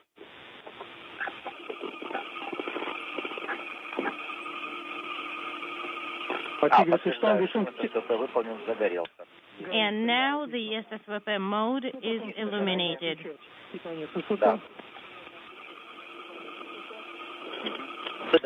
I am sending D8 command. 21:01:07. Power for SSVP is no longer illuminated. Probe retraction is no longer illuminated. SSVP mode is complete and is no longer illuminated.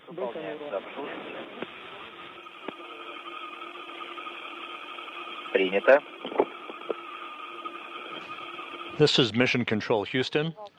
And The Soyuz MS-29 spacecraft is home at the International Space Station. All of the hooks are now closed on both sides of the docking interface. First, the Soyuz hooks closed following docking, which occurred at 12:52 p.m. Central Time, 1:52 p.m. Eastern Time, over the Mediterranean at an altitude of 260 statute miles. Once the Soyuz hooks were closed, the Prishal module hooks then closed, forming a hard mate between the two spacecraft. Now we'll begin a period of about an hour and a half or so for the leak checks at the docking interface by the Soyuz crew on their side and the space station crew on their side of the docking interface before the hatches are open.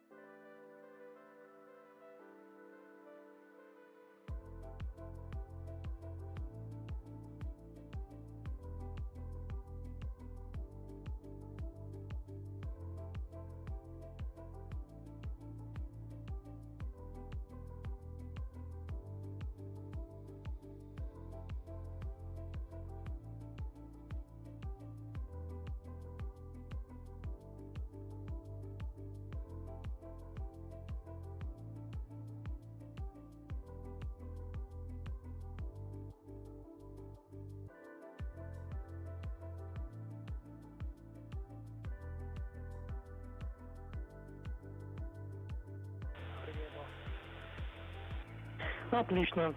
Great.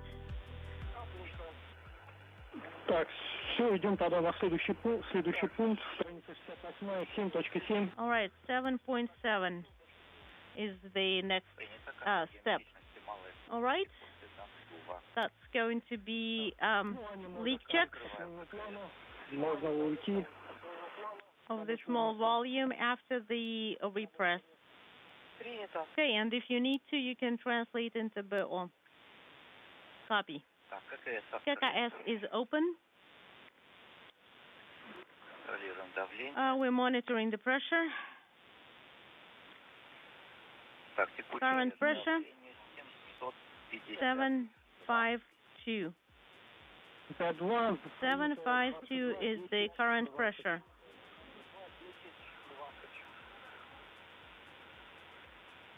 And that's going to be for, oh, right, 1020.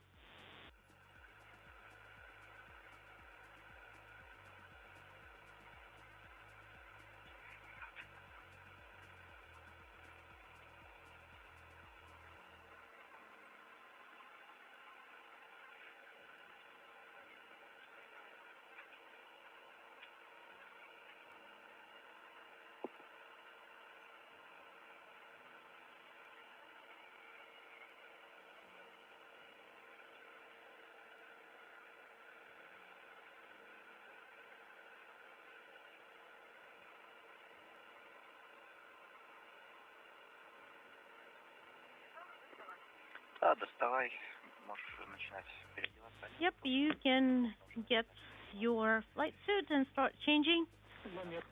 And what's the measurement? 1 minute measurement is 752. 752. Copy.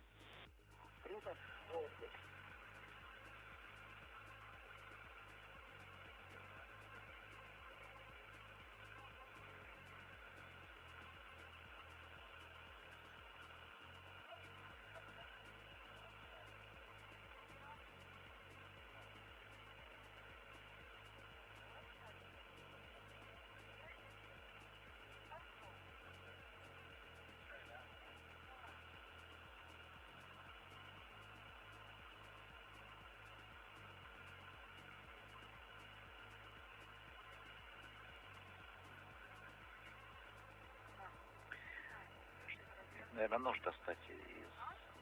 Could you please get it out? 350. That's going to be container 350. Тигрис и замер. Tigris, what's the measurement?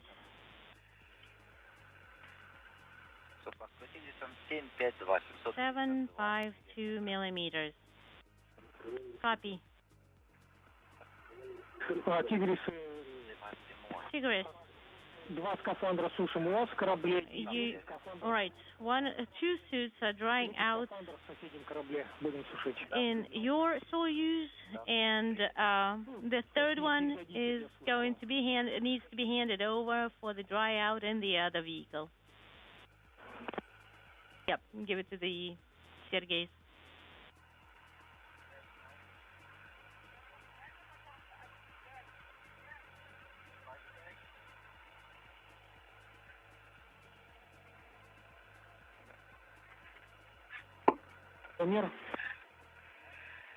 Tigris, what's the measurement? 752 and holding. Copy. And the delta is 0.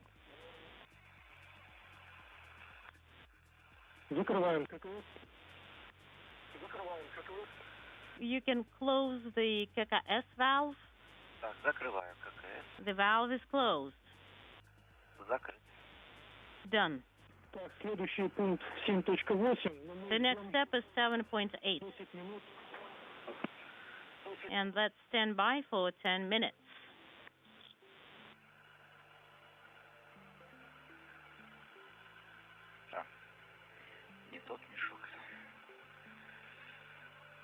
That's not the bag I need.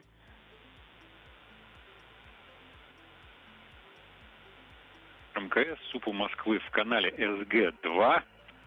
Сергей, Андрей. Кто? Station Moscow, Space Ground 2, Sergey, Andrei, whoever is available, please respond.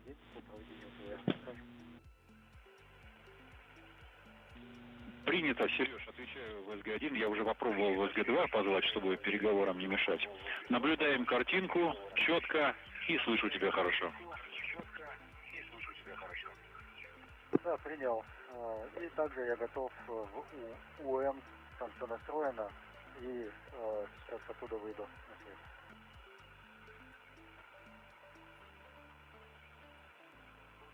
Принято.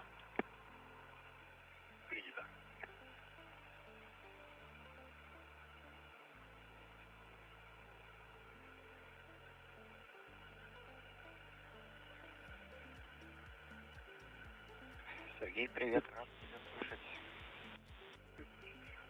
Guys, how do you copy us? Тоже рады. Station. Наблюдать на подлете. Красивые кадры. Ну и ожидаем. We're here.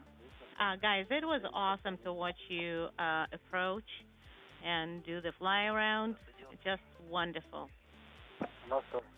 We're excited to be here. We're excited to have you.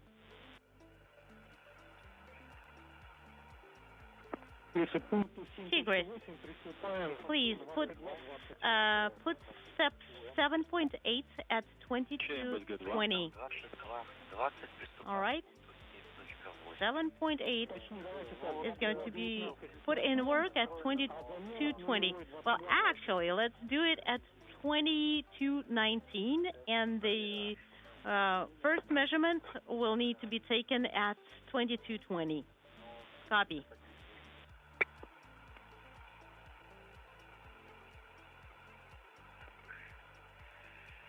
НАСА-сервер, перезапусти, пожалуйста. Copy, Sergey. Please restart the NASA server. Copy. Okay.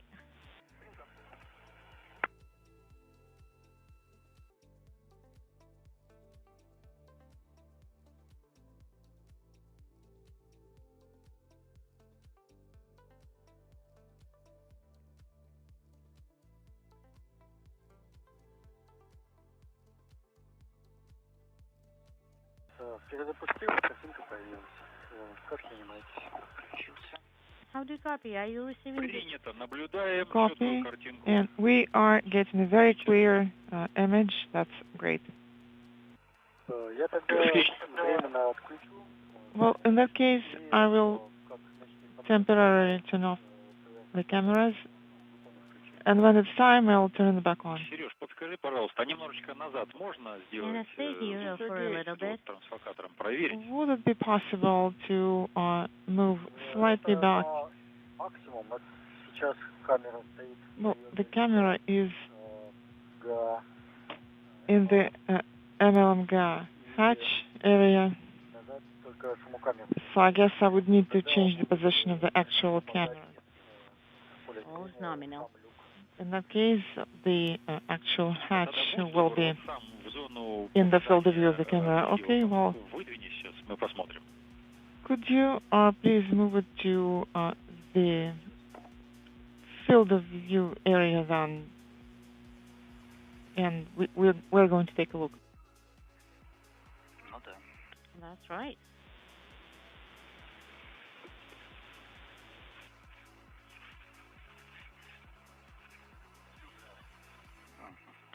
Okay.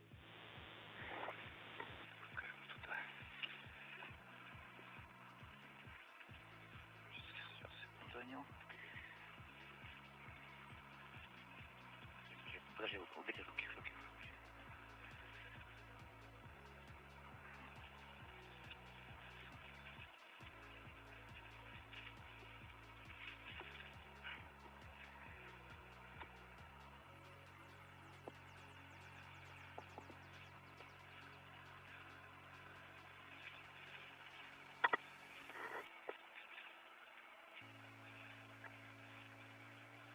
Tigris, отсюда Москвы. Tigris, MCC Moscow.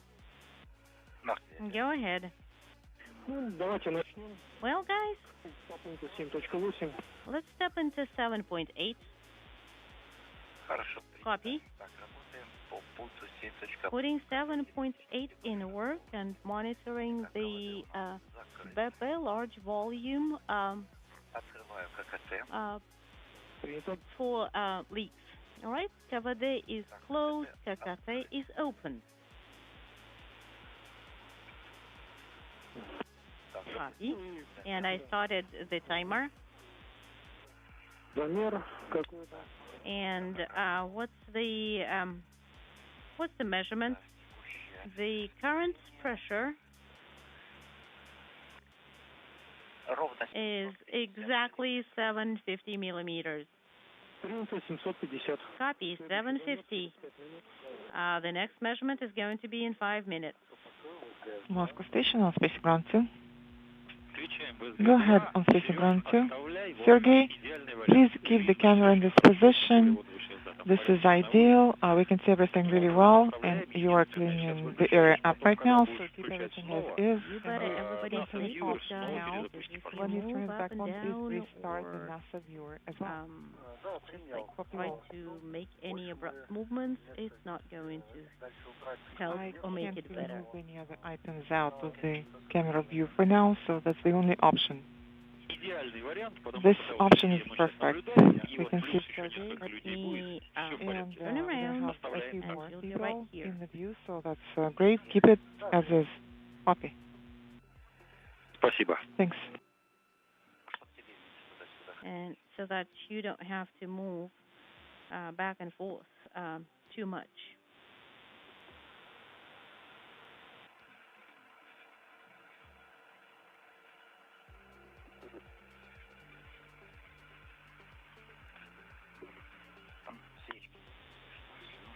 And if you need, there are suppositories.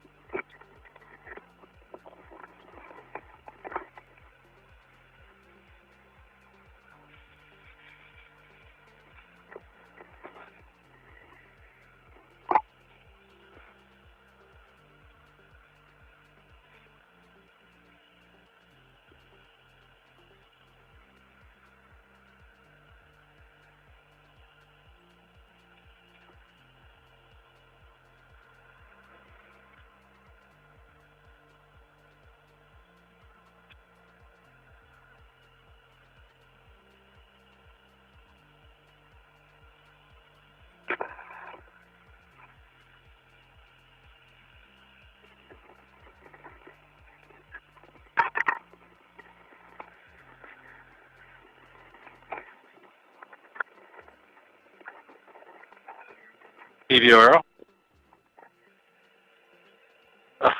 Is there anything you're looking for on orbit 4 that you'd like from exterms?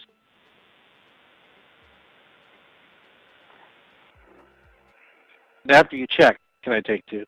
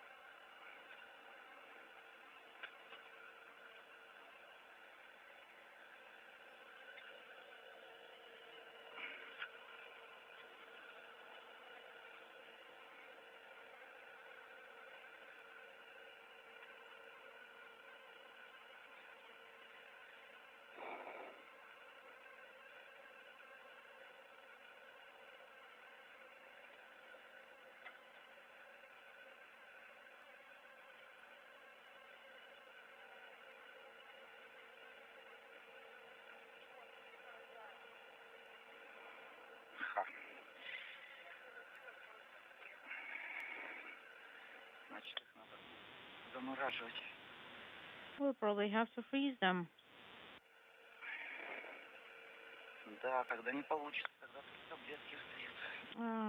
No luck. Then we'll just probably have to use the pills.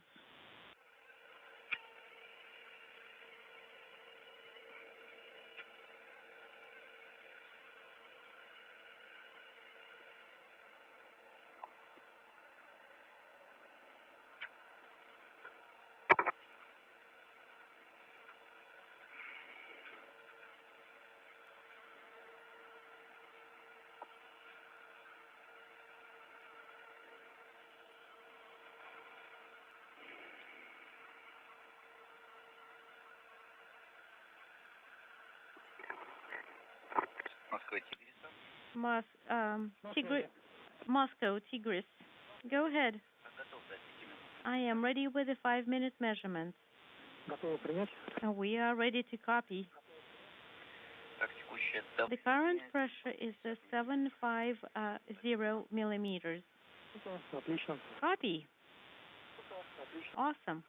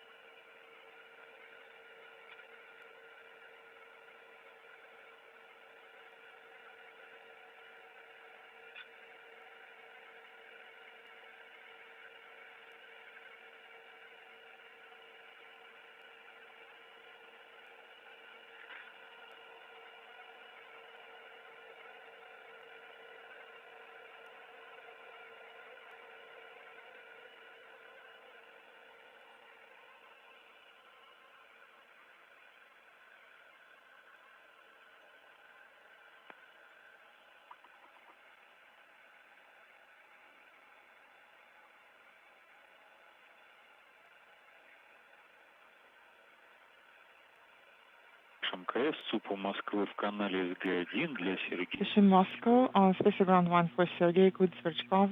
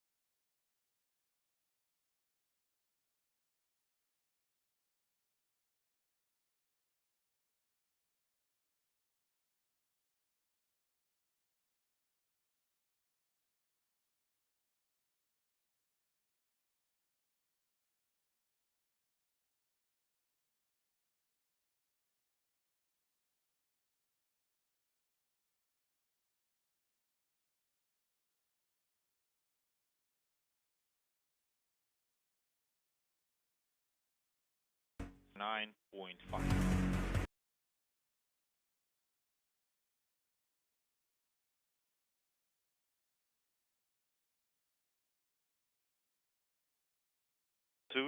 In Houston and the International Space Station Flight Control Room, you are looking at a view of the Soyuz MS-29 spacecraft attached to the Prishal module, the docking port that three new crew members arriving at the International Space Station docked to.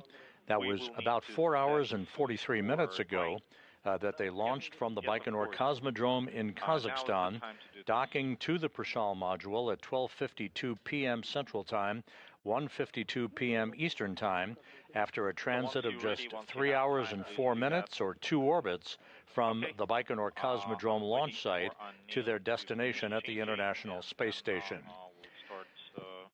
Welcome to our coverage of the final of our 3 broadcasts for the day. This will incorporate the hatch opening, the arrival on board of NASA astronaut Anil Menon and Roscosmos cosmonauts Pyotr Dubrov and Anna Kikina. They are aboard the Soyuz spacecraft in the descent module, conducting leak checks at the docking interface of the Soyuz to the Prishal. On the Prishal side of the docking interface, Russian cosmonauts Sergei Kud-Sverchkov, the International Space Station commander, and Sergei Mikheyev have been conducting leak checks on their side of the docking interface, to which the Soyuz hooked up to at 12:52 p.m. Central Time. There is a view of the Soyuz docked to Prishal as we are entering an orbital sunset for the 2 spacecraft that are linked up to one another. Shortly after the docking, the hooks closed on both sides of the docking interface. Those leak checks got underway, and there are pressure equalization checks being conducted on both sides of the docking interface between the Soyuz and Prishal. We are expecting the hatch to the Soyuz spacecraft, followed by the hatch on the station side of the docking interface, to open around the top of the hour at 3 p.m. Central Time, 4 p.m. Eastern Time. The 3 new crew members arriving on board, Dubrov and Kikina, arriving for the second time on the space station, and Menon, of course, on his first flight into space and to the International Space Station. They will float on board. They'll be greeted by their Expedition 74 counterparts, to whom they will be joining as a 10-member crew for 12 days. On the top row, NASA's Jessica Meir and Jack Hathaway, European Space Agency astronaut Sophie Adino, and Roscosmos cosmonaut Andrei Fedyaev. On the bottom is Kud-Sverchkov, NASA's Chris Williams, and Mikheyev. Those are the current Expedition 74 crew members. Menon, Kikina, and Dubrov will join them to set the stage for a 12-day handover period that will lead to the undocking of Kud-Sverchkov, Williams, and Mikheyev on July 26th to end Expedition 74 and begin Expedition 75. Those 3 will arrive on a parachute-assisted landing on the steppe of Kazakhstan aboard the Soyuz MS-28 spacecraft on July 26th.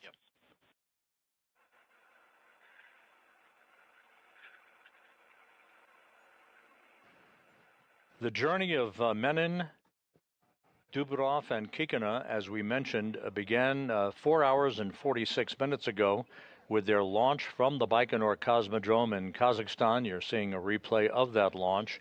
The countdown went off without a hitch. The climb to orbit followed the pitch, yaw, and roll program that placed the Soyuz 2.1A booster on an azimuth inclined 51.6 degrees to either side of the equator. The climb to orbit was essentially a home run for the Soyuz crew. All 3 stages of the Soyuz booster operated flawlessly, as it took 8 minutes and 46 seconds for the Soyuz to reach its preliminary orbit. It separated from the 3rd stage of the Soyuz booster, followed immediately by the deployment of the solar arrays and navigational antennas. That in turn began the 3-hour trek to the International Space Station. The chase was on as the rendezvous all operated autonomously by Soyuz onboard computers, culminating with the docking to the Prishal module at 12:52 p.m. Central Time, 1:52 p.m. Eastern Time over the Mediterranean at an altitude of 260 statute miles. You're seeing the final approach, followed by contact and capture, coming up just a second or two from now. And there it was, contact and capture.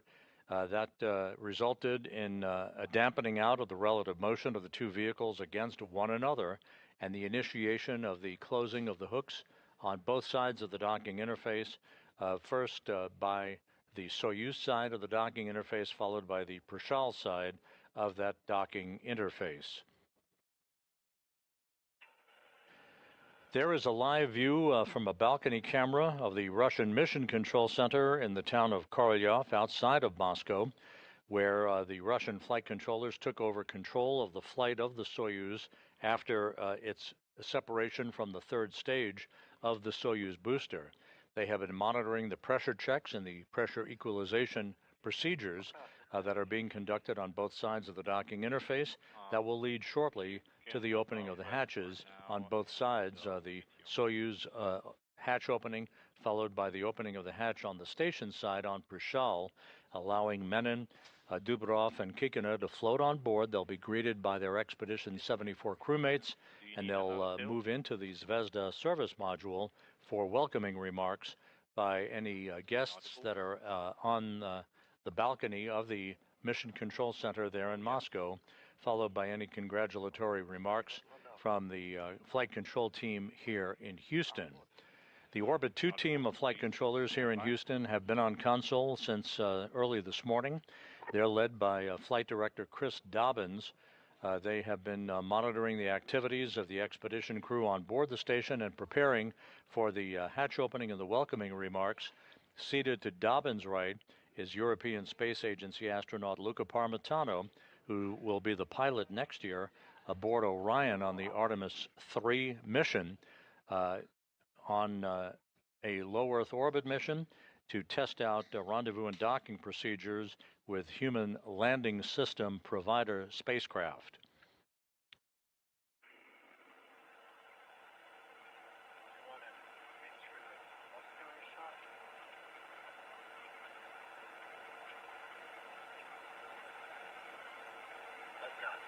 As mentioned earlier, this is the second flight into space for Dubrov and Kikina. Dubrov was seated as the Soyuz commander in the center seat of the Soyuz MS-29 spacecraft that you see in this view, attached to the Prishal module. On the Earth-facing side of the Russian segment of the station, to Dubrov's left was board engineer number 1, Anna Kikina, in the second flight into space for her, and to Dubrov's right, Anil Menon, a former NASA flight surgeon and emergency room physician who is on his first flight into space. The trio will spend 8 months aboard the International Space Station. Let's take a look at Anil Menon, his background and his journey to this point, about to begin his journey aboard the International Space Station.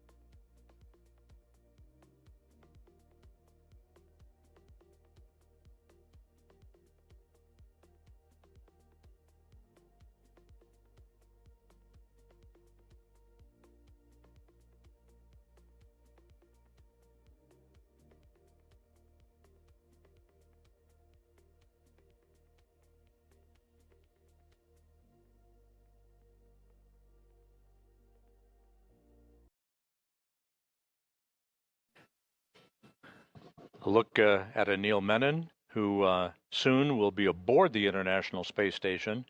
He and his Roscosmos crewmates aboard the Soyuz MS-29 spacecraft, Pyotr Dubrov and Anna Kikina, are in the process of continuing to conduct leak checks on their side of the docking interface with the Prishal module. Menon's wife, Anna Menon, is an astronaut candidate, having formerly flown into space with NASA Administrator Jared Isaacman on the Polaris Dawn mission. She was also a flight controller here in Mission Control before joining SpaceX, as did Menon for a while, Anil Menon. So we have a husband and wife team. Not the first time that's happened. 11 astronaut couples have been active astronauts for NASA over the course of the years.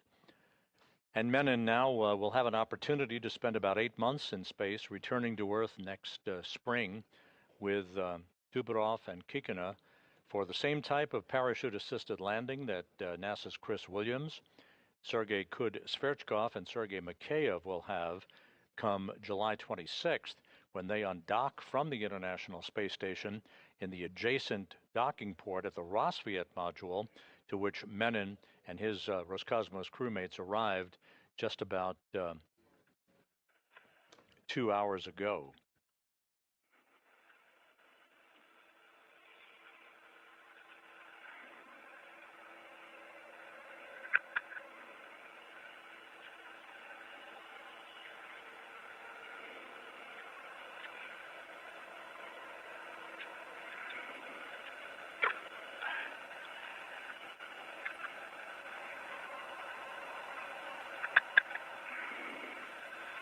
So we'll be standing by for further word on the progress of the leak checks being conducted on both sides of the docking interface at the Prishal module. Progress is being made towards the opening of the hatch. Moscow, 25-minute measurement.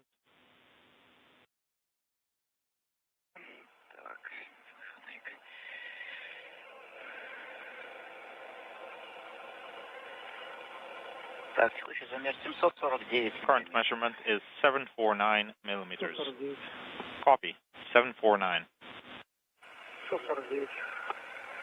And those numbers being offered that you hear are in millimeters of mercury to ensure that we have the proper pressure on both sides of the docking interface. There is a period of equalization for the small passageway or vestibule between the Soyuz and the Prishal before the hatches will be opened. Inaudible.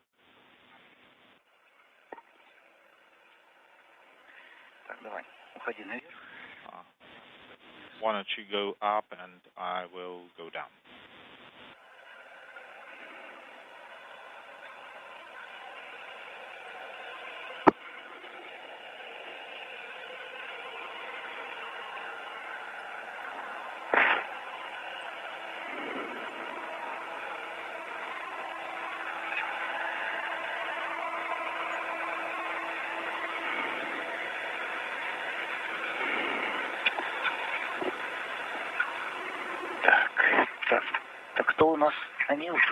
Okay, this who's that? It's Anil's. This is Anya's.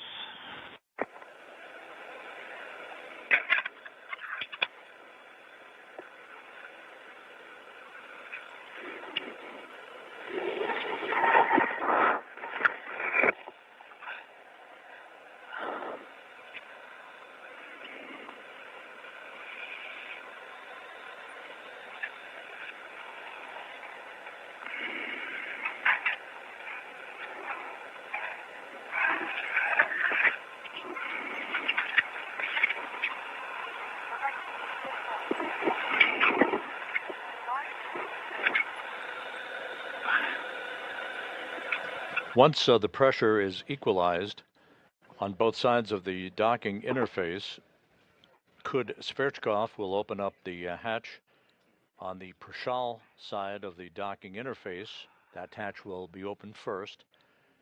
And then the Soyuz crew will be opening their hatch on the MS-29 spacecraft, allowing the 3 crew members, Menin, Kikina, and Dubrov, to float inside to be greeted by the Expedition 74 crew. They will make their way into the Zvezda service module. We will have a brief LOS period where we will be out of comm between the satellites on our tracking and data relay satellite system. We are expecting the welcoming remarks somewhere in the neighborhood of 3:35 p.m. Central Time, 4:35 p.m. Eastern Time.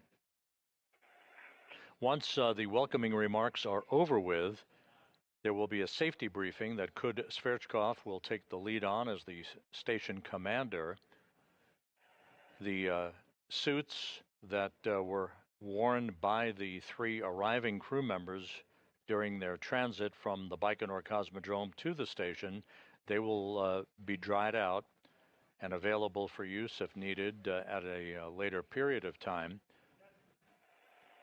The newly arrived crew members will have a midday meal.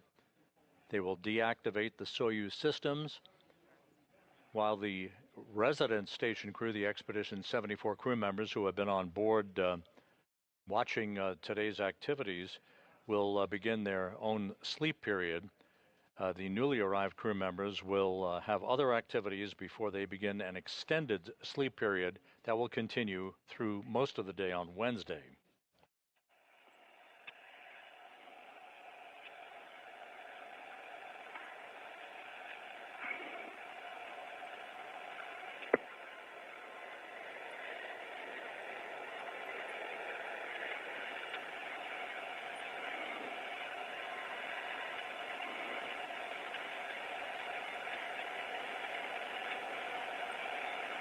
Тигрисы, 30 минут замер.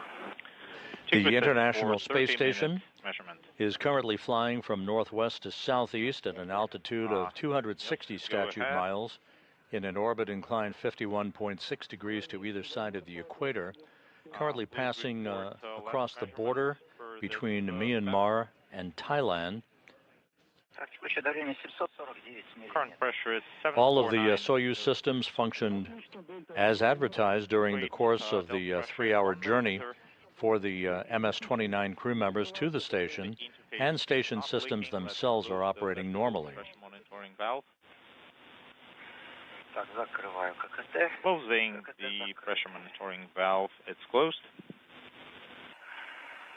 Так, далее у нас мы работаем по странице 70.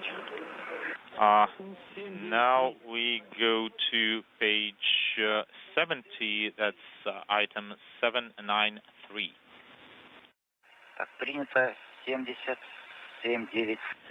Copy.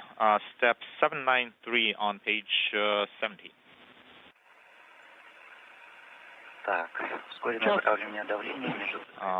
Okay. Expedited pressure equalization between Soyuz and ISS. And let us confirm pressure in the ISS.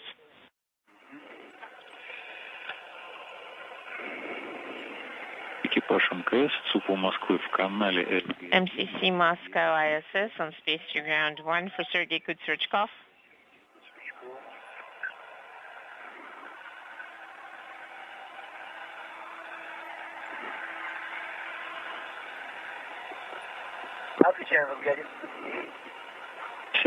Go ahead. Could you tell us what the pressure is?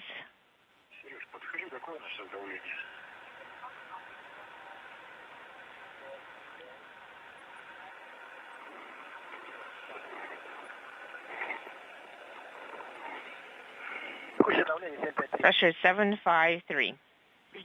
Copy 753. Current pressure is 753. Yes, continue working per procedure. Close manual ISO valve 1. Copy. Closing ISO valve 1. Valve is closed. And then open pressure equalization valve between vestibule and the ISS. Yes, use the panel for that. The pressure equalization tests on both sides of the docking interface continuing to proceed as planned. No issues. It's just a very time-consuming process to make sure that the pressure is equalized on both sides of the docking interface so that we have an airtight seal prior to the opening of the hatches, first on the Prashal module side of the interface, followed by the opening of the hatch on the Soyuz side.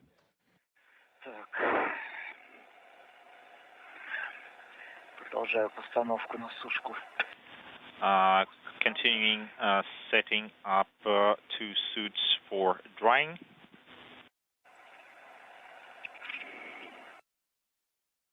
The Soyuz crew aboard MS-29 now out of their Sokol launch and entry suits. Or are you still they will be positioned for a drying period. The 3 newly arrived crew members will move into more comfortable flight clothing the suits are so that they are properly attired as they move through the hatch into the International Space Station a short time from now. 53 seconds. 1 minute, commanding S6. Copy.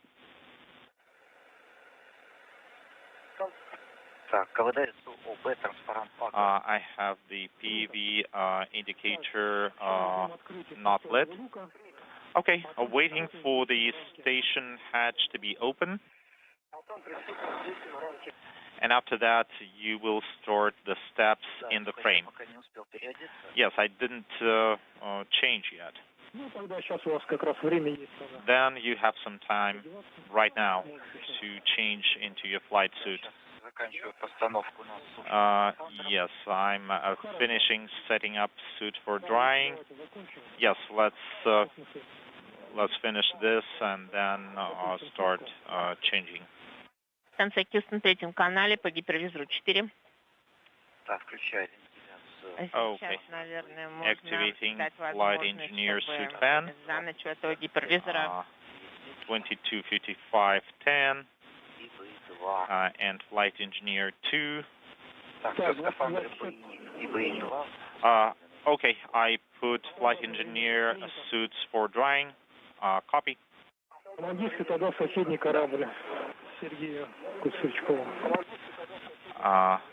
Then the other one you will give to Sergei Kutsverchkov for drying in the other vehicle. ISS, MCC Moscow on space to ground 1 for Sergei Kutsverchkov. Go ahead. We give you a go to open the transfer catch. Okay, copy. Executing. Copy.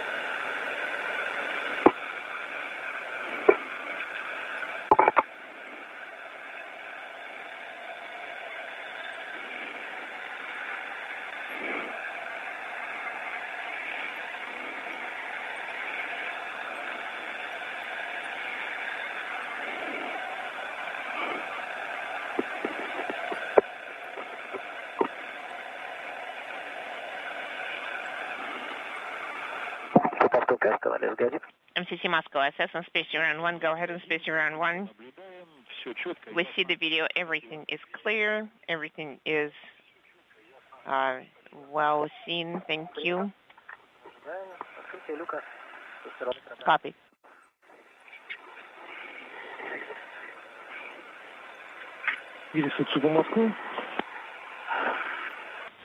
Moscow, Tigris. And go ahead. Actually, Tigris, Moscow. All right, guys, on your go, you can put steps in that frame in work. The station hatch is open. Copy. The station hatch is open. Station hatch is open. Okie dokie. On your go, we are going into that frame actions. We're opening KKC valve. Copy. KKC is open.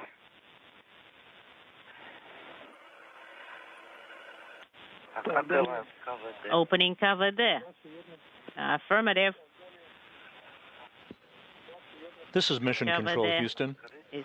We are looking at a view from a balcony camera at the Russian Mission Control Center in the town of Korolyov, outside of Moscow. What's the pressure currently? We are standing by for the routing of video in the basically on the Prishal module side of the docking interface. Dropping based on the MV. Where the crew members are gathered for the imminent opening of the hatches. Let me monitor the notification here. Okay. S5 is illuminated. Did you say S3?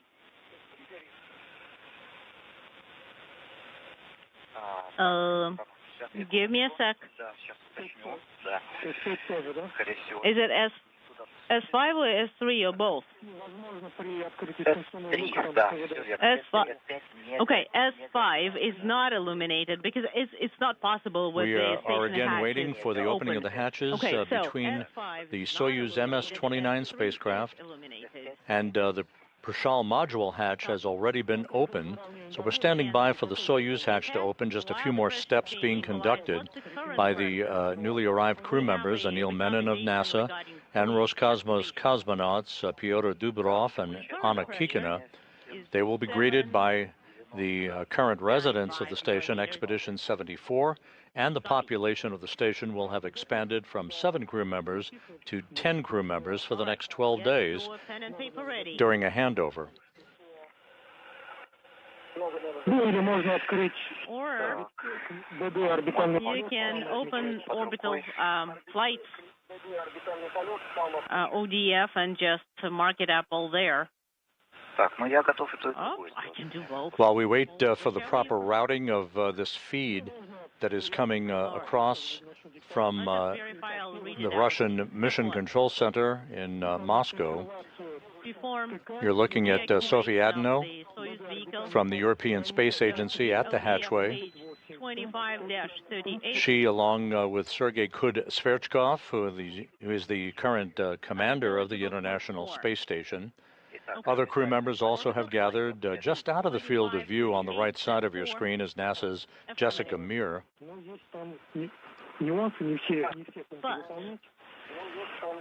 The crew members eagerly awaiting the opening of the Soyuz hatch to greet their 3 new crewmates who will be spending the next 8 months on board the orbital outpost. Needs to be performed tomorrow, perform 24. The International Space Station is currently flying 260 miles above the outback of Australia, moving from northwest to southeast in an orbit inclined 51.6 degrees to either side of the equator. Menon, Dubrov, and Kikina launched from the Baikonur Cosmodrome in Kazakhstan 5 hours and 17 minutes ago. They docked to the International Space Station's Prishal module at 12:52 p.m. Central Time, 1:52 p.m. Eastern Time, an automated docking that brought them a 3-hour, 4-minute transit from the launch pad at Baikonur to their new home in space for the next 8 months. Step 4.1, air duct routing. Вот тут мы пропускаем пункт 4.1.1, 4.1.2. 4.11, 4.2. Skip those, we need step 4.4. Да, все Yep, верно. that just Да, это depends понятно. С духоводами понятно. where we are docked. Right.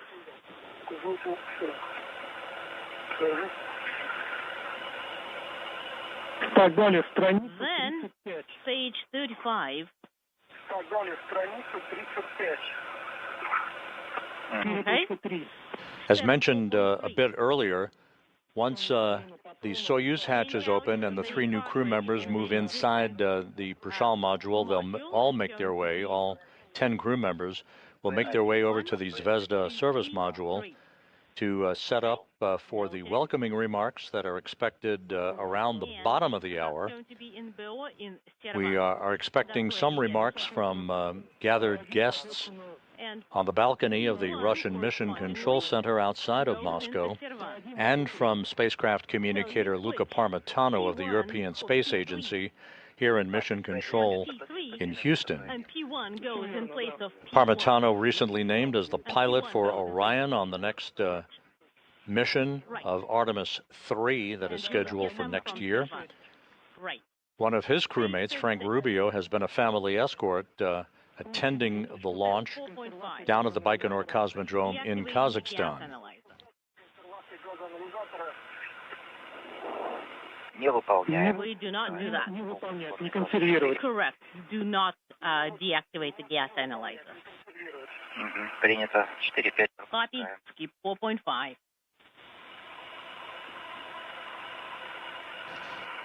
The 3 arriving crew members, Neil Menon of NASA, and Roscosmos cosmonauts, Pyotr Dubrov and Anna Kikina, have changed out of their Sokol launch and entry suits into more comfortable flight clothing. The Sokol suits are going to be dried out over the course of the next few hours. Once a safety briefing is conducted following the welcoming remarks to the crew members, the Soyuz will be deactivated. It is now receiving power from the International Space Station through the Prishal module for the duration of its 8 months in a dormant state, if you will, available for use if required, but in a dormant state until the Menon, Dubrov, and Kikina crew of Soyuz MS-29 prepare to return home next March.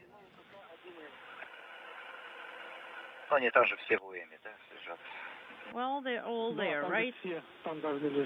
Yep, they're all still there.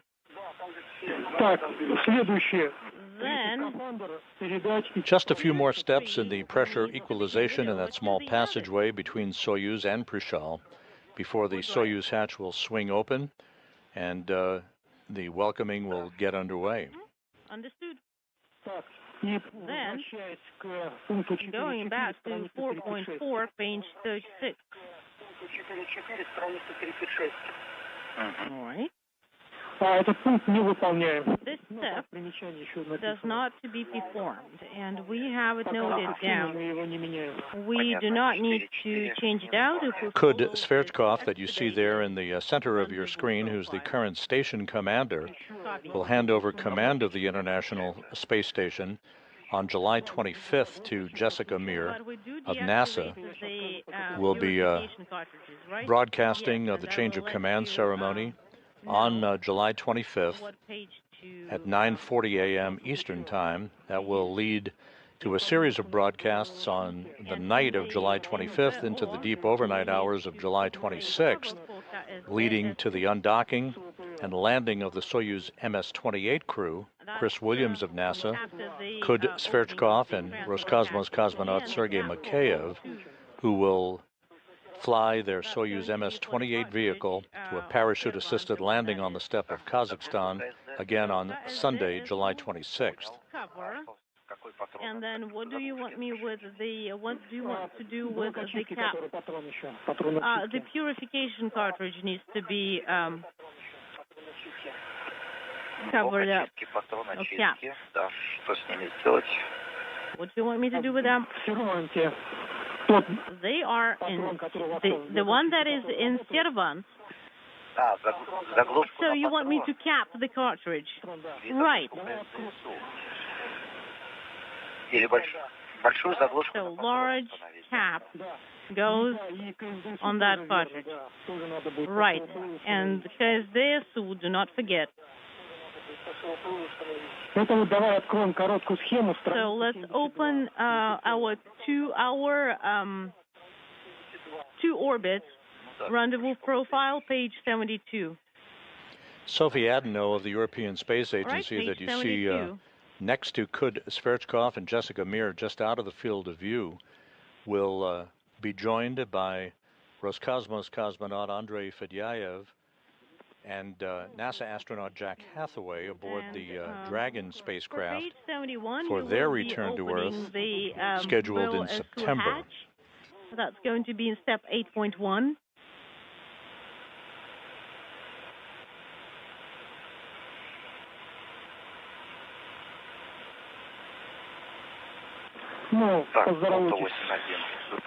Okay, we'll do the steps for the opening.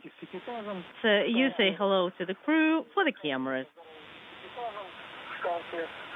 The flight controllers of the Russian Mission Control Center in Korolyov offering some final procedures to the Soyuz crew just prior to the opening of the hatch that will lead to their floating inside. There'll be hugs and handshakes before they move into the Zvezda service module for welcoming remarks. Action of the steps in that second frame. That's for the com setup, MBS, and then the rest of the steps, and then all the steps under that frame. And as the SU cap, that's where we say that it needs to be installed. Okay. All right, I'll go back and do all these steps then. Affirmative. And one more thing. For deactivation, we would like you to install in BO. We need to install Unit 2. Yeah, that's in step 4, and it's all. This is Mission Control Houston. Just to recap, you would like me to do it all today. The Soyuz MS-29 crew, Anil Menon of NASA, and Roscosmos cosmonauts Pyotr Dubrov and Anna Kikina lifted off from the Baikonur Cosmodrome in Kazakhstan at 9:47 and 43 seconds a.m. Central Time this morning. It was 7:47 and 43 seconds p.m. at the launch site in the Central Asian desert. They had a 8-minute, 46-second climb to their preliminary orbit. The Soyuz spacecraft separated from the third stage of the Soyuz 2.1A booster, immediately followed by the unfurling of the solar arrays and navigational antennas on the Soyuz vehicle to begin the 3-hour chase to catch up to the International Space Station, which had flown directly over the Baikonur Cosmodrome just about right at launch time. A series of pre-programmed automated engine firings increased the altitude of the Soyuz to match that of the International Space Station, followed by a number of mid-course correction burns of the Soyuz thrusters that enabled the Soyuz to arrive in the neighborhood of the International Space Station, to which it ultimately docked to the Prishal module in an automated fashion at 12:52 p.m. Central Time, 1:52 p.m. Eastern Time, as the two spacecraft flew 260 statute miles over the Mediterranean. Once the hooks had closed to form a hard mate between the two vehicles, leak checks on both sides of the docking interface got underway. This now followed by the opening of the hatch on the station side of the docking interface on the Prishal module, and we are standing by for the opening of the Soyuz hatch, which should come just within the next few minutes.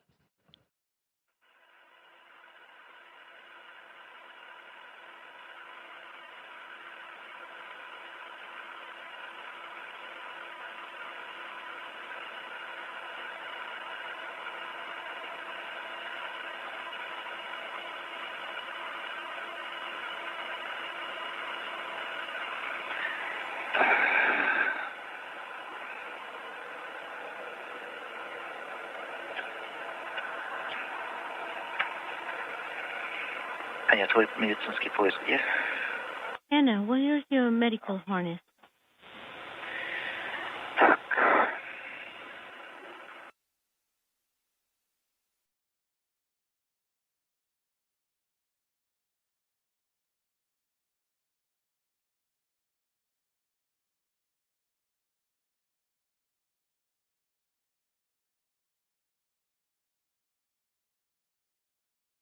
СУПу Москвы в канале СГ-1. ISS MCC Moscow on Space Ground 1 for Sergei Kuznetsov. У нас сейчас буквально через чуть-чуть начнется перерыв света. There will be an LOS. 33 минуты. And we'll get the com back at 33 minutes past the hour. Just letting you know in advance. Тигрис и ЦУПа Москвы. Tigris, MCC Moscow. Go ahead. На связи, Тигрисы. Go ahead. This is Tigris. Какое давление у вас? Tigris, what's your pressure currently? Какое давление у вас? 759. 759 millimeters. Есть указание выполнять. Copy. You can start opening the hatches. That's going to be step 8.1. And there will be an LOS in 3 minutes on KU band. Yep, we heard.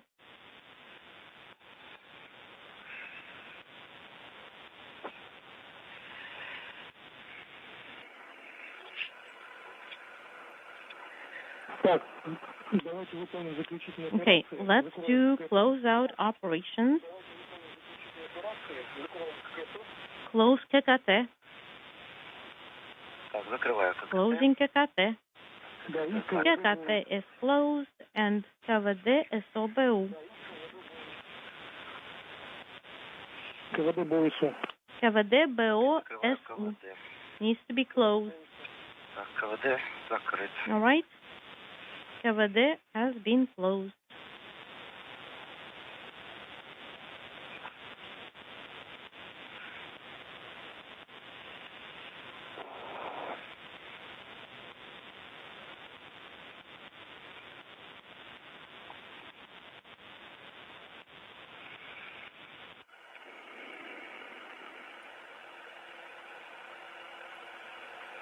Итак.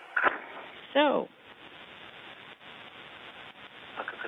ККТ is closed, КВД is closed. We are ready to open BOSU hatch cover for page 71. Copy. All right. Let's put the handle in the operational position. And we're listening to the final steps in the procedures on the Soyuz side of the docking interface that will lead to the opening of that hatch just a moment or two from now. And putting in the hatch opening tool. Right at the hatchway is the space station commander, Sergei Kuznetsov. Moving. The Expedition 74 crew in position to greet the newly arrived crew members, the Neil Menon of NASA and Roscosmos cosmonauts Pyotr Dubrov and Anna Kikina.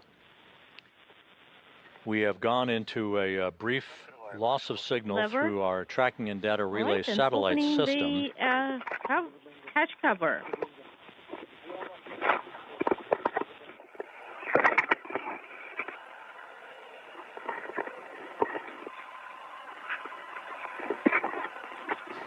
This loss of signal is about 11 to 12 minutes in duration as we hand over between satellites on the tracking and data relay satellite system.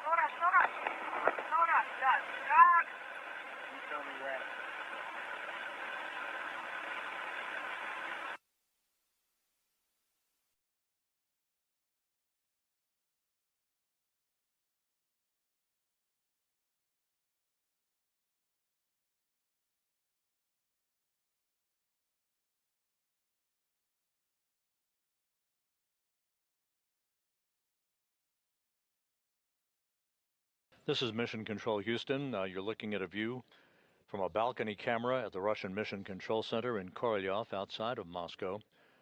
We just entered about a 12-minute period of a loss of signal between satellites on the Tracking and Data Relay satellite system. This coming, as Murphy's Law would have it, just about the time that the hatch was to have been opened on the Soyuz side of the docking interface, enabling Neil Menon of NASA and Roscosmos cosmonauts Pyotr Dubrov and Anna Kikina to float inside to be greeted by their Expedition 74 colleagues.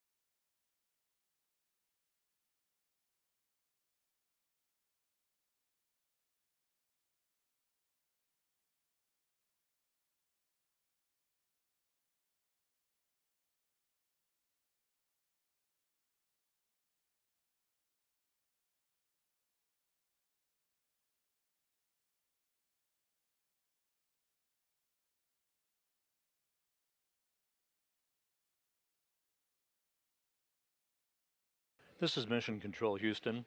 Again, a view of the Russian Mission Control Room at the Russian Mission Control Center outside of Moscow.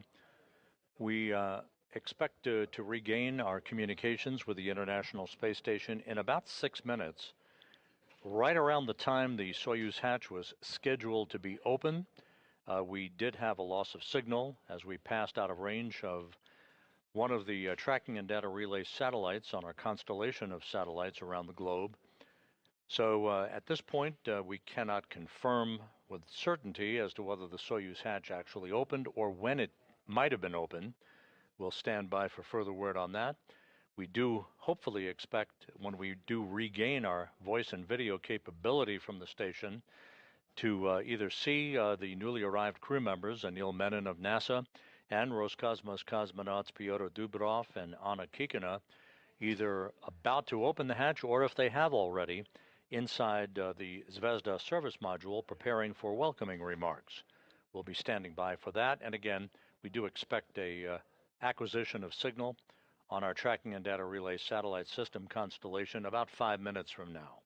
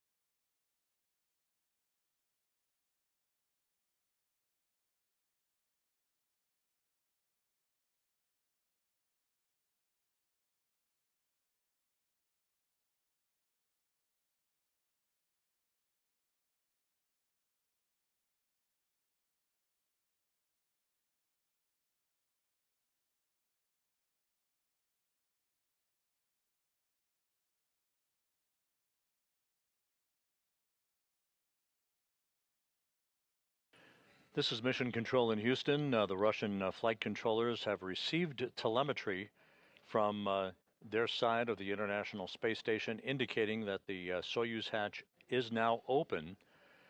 So for the record, we can approximate a hatch opening time of 3:30 p.m. Central Time, 4:30 p.m. Eastern Time. And again, we're standing by for a reacquisition of video and voice from the station coming up in about 3 minutes. But again, the Russian Mission Control Center flight controllers are indicating that the hatch is open on the Soyuz side of the docking interface to the Prishal module. We expect an estimated hatch opening time to be recorded at 3:30 p.m. Eastern, 3:30 p.m. Central Time, 4:30 p.m. Eastern Time.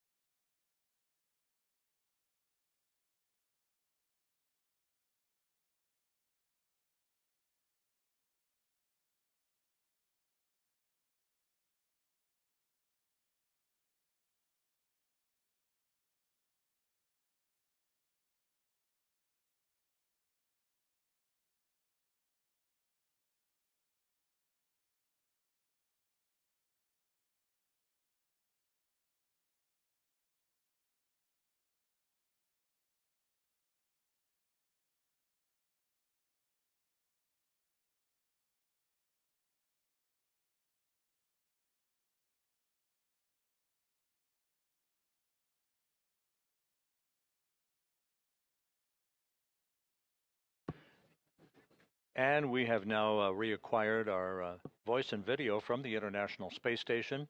And there you now see the crew members gathering inside the Zvezda service module.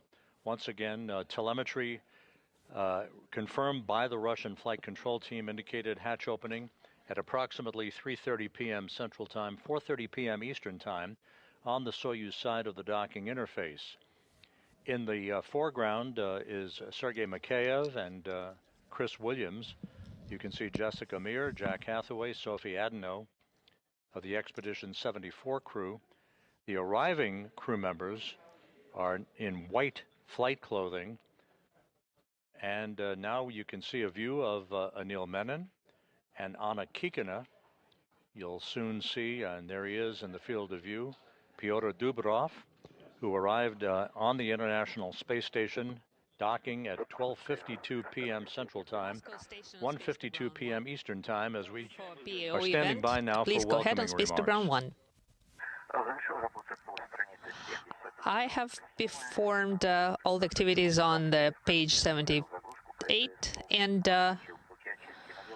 I have deactivated all the purifications units and completed all the ops as per that page. Copy, Peter. Thank you, and welcome aboard. Thank you. I'm very glad to hear you, too. So copy all. Have a great mission. Thank you.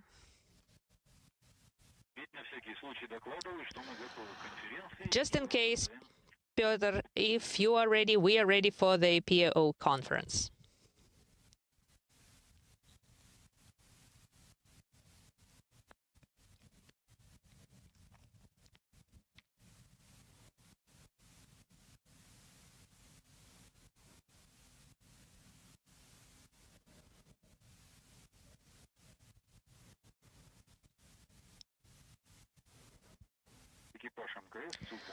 Station Moscow on Space to Ground 1. Pyotr, as soon as you're all ready, please let us know, because we are ready for you. Copy.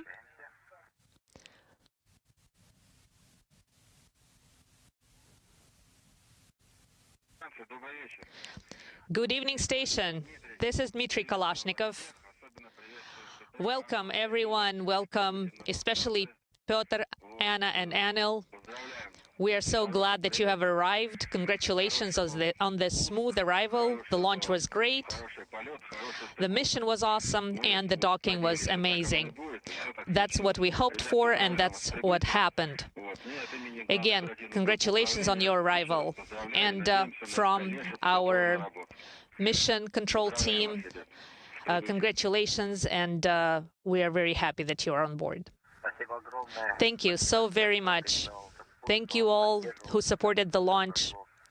Everything went excellently. Thank you. Thank you so much. Guys, very happy that you have arrived.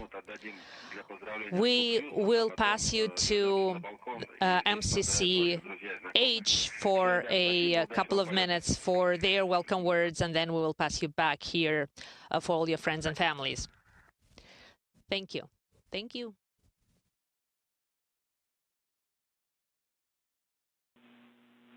Station, this is Houston. This is Houston flight.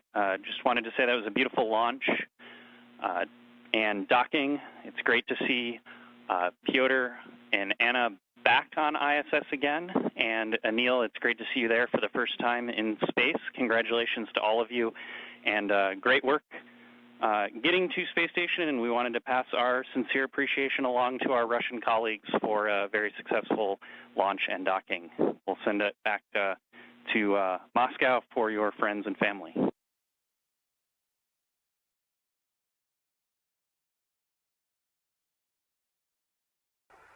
Thank you very much.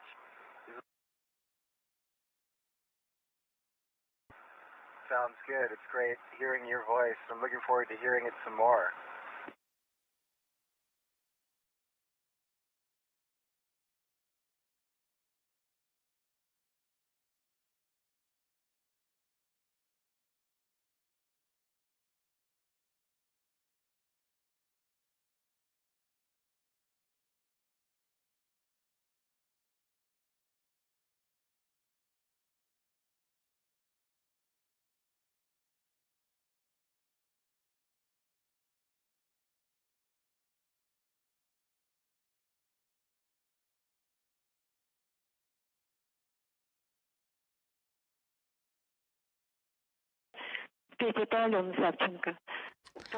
This is Alona Savchenko. Welcome aboard. We are so happy that you've arrived. It was we were very apprehensive to watch you launch and dock.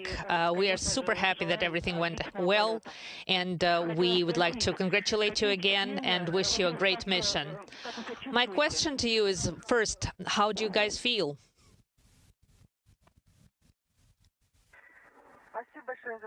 Well, thank you very much for your kind words. We are very happy, very content. We arrived to the station really quickly. It's amazing. Only in 3 hours we are here. So Peter and Anil were great. We feel well, according to how it's supposed to be. And I think that when you fly for the first time, you feel definitely a little different. Excellent. So what are about your impressions when you first came on board the station? Did you feel now that you were returning after a great vacation on Earth? Well, I have an impression of coming back to something that I know so well, some place where I've spent a lot of time, worked with my colleagues, spent some free time. So I think that now I feel that it was a business trip was back to Earth, and here I'm back home. Excellent. So what about any traditions? Do you have any traditions when you arrive to the ISS? Well, first it's the welcome. When we first opened the opening hatch and this conference, it is a great tradition when the arriving crew is welcomed by the smiley faces of our crewmates. We've passed a lot of time together during our training, and now we are here all together on the station. And also those traditional hugs. It's so amazing. It's very warm and comes from the heart. Excellent. Very happy to see you all smile. We would like to wish you all the best, and I'm passing the mic back to some other friends of yours. Hi, crew. Hi, Peter. This is Sergei Tashkinov. We were holding, we're keeping our fingers crossed for you and for your crewmates. So Alona and Denise are also saying hi. We are very happy that your docking went so smoothly. We did keep our fingers crossed. It's a very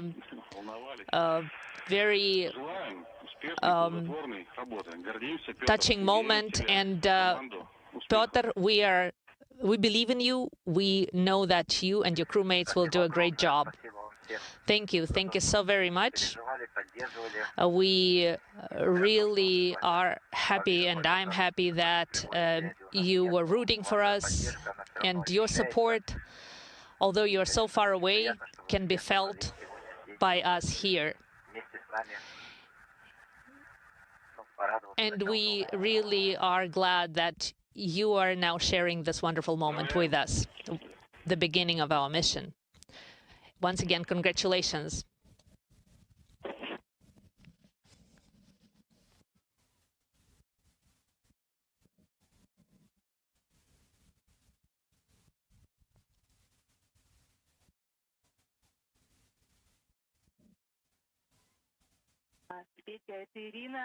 This is Irina Paranovich. Congratulations from everyone who hasn't made it here to the mission control. Vasi is saying a huge hi to you. We've received so many emotions and impressions from the beginning of your mission, from your launch. We are wishing you great success on orbit. We will miss you, and we will keep rooting for you.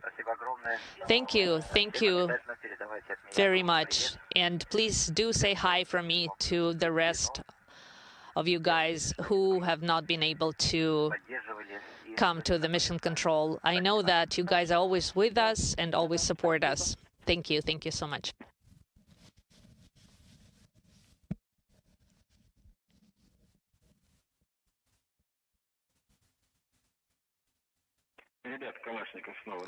This is Kalashnikov again. Well, that's it for the congratulations from the Earth.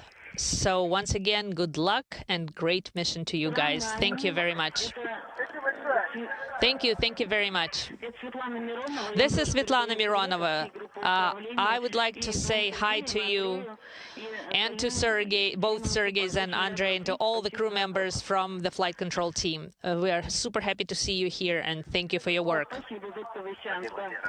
Thank you for this great comm session now.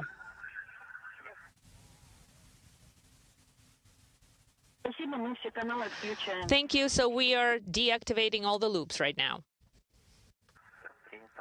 Copy.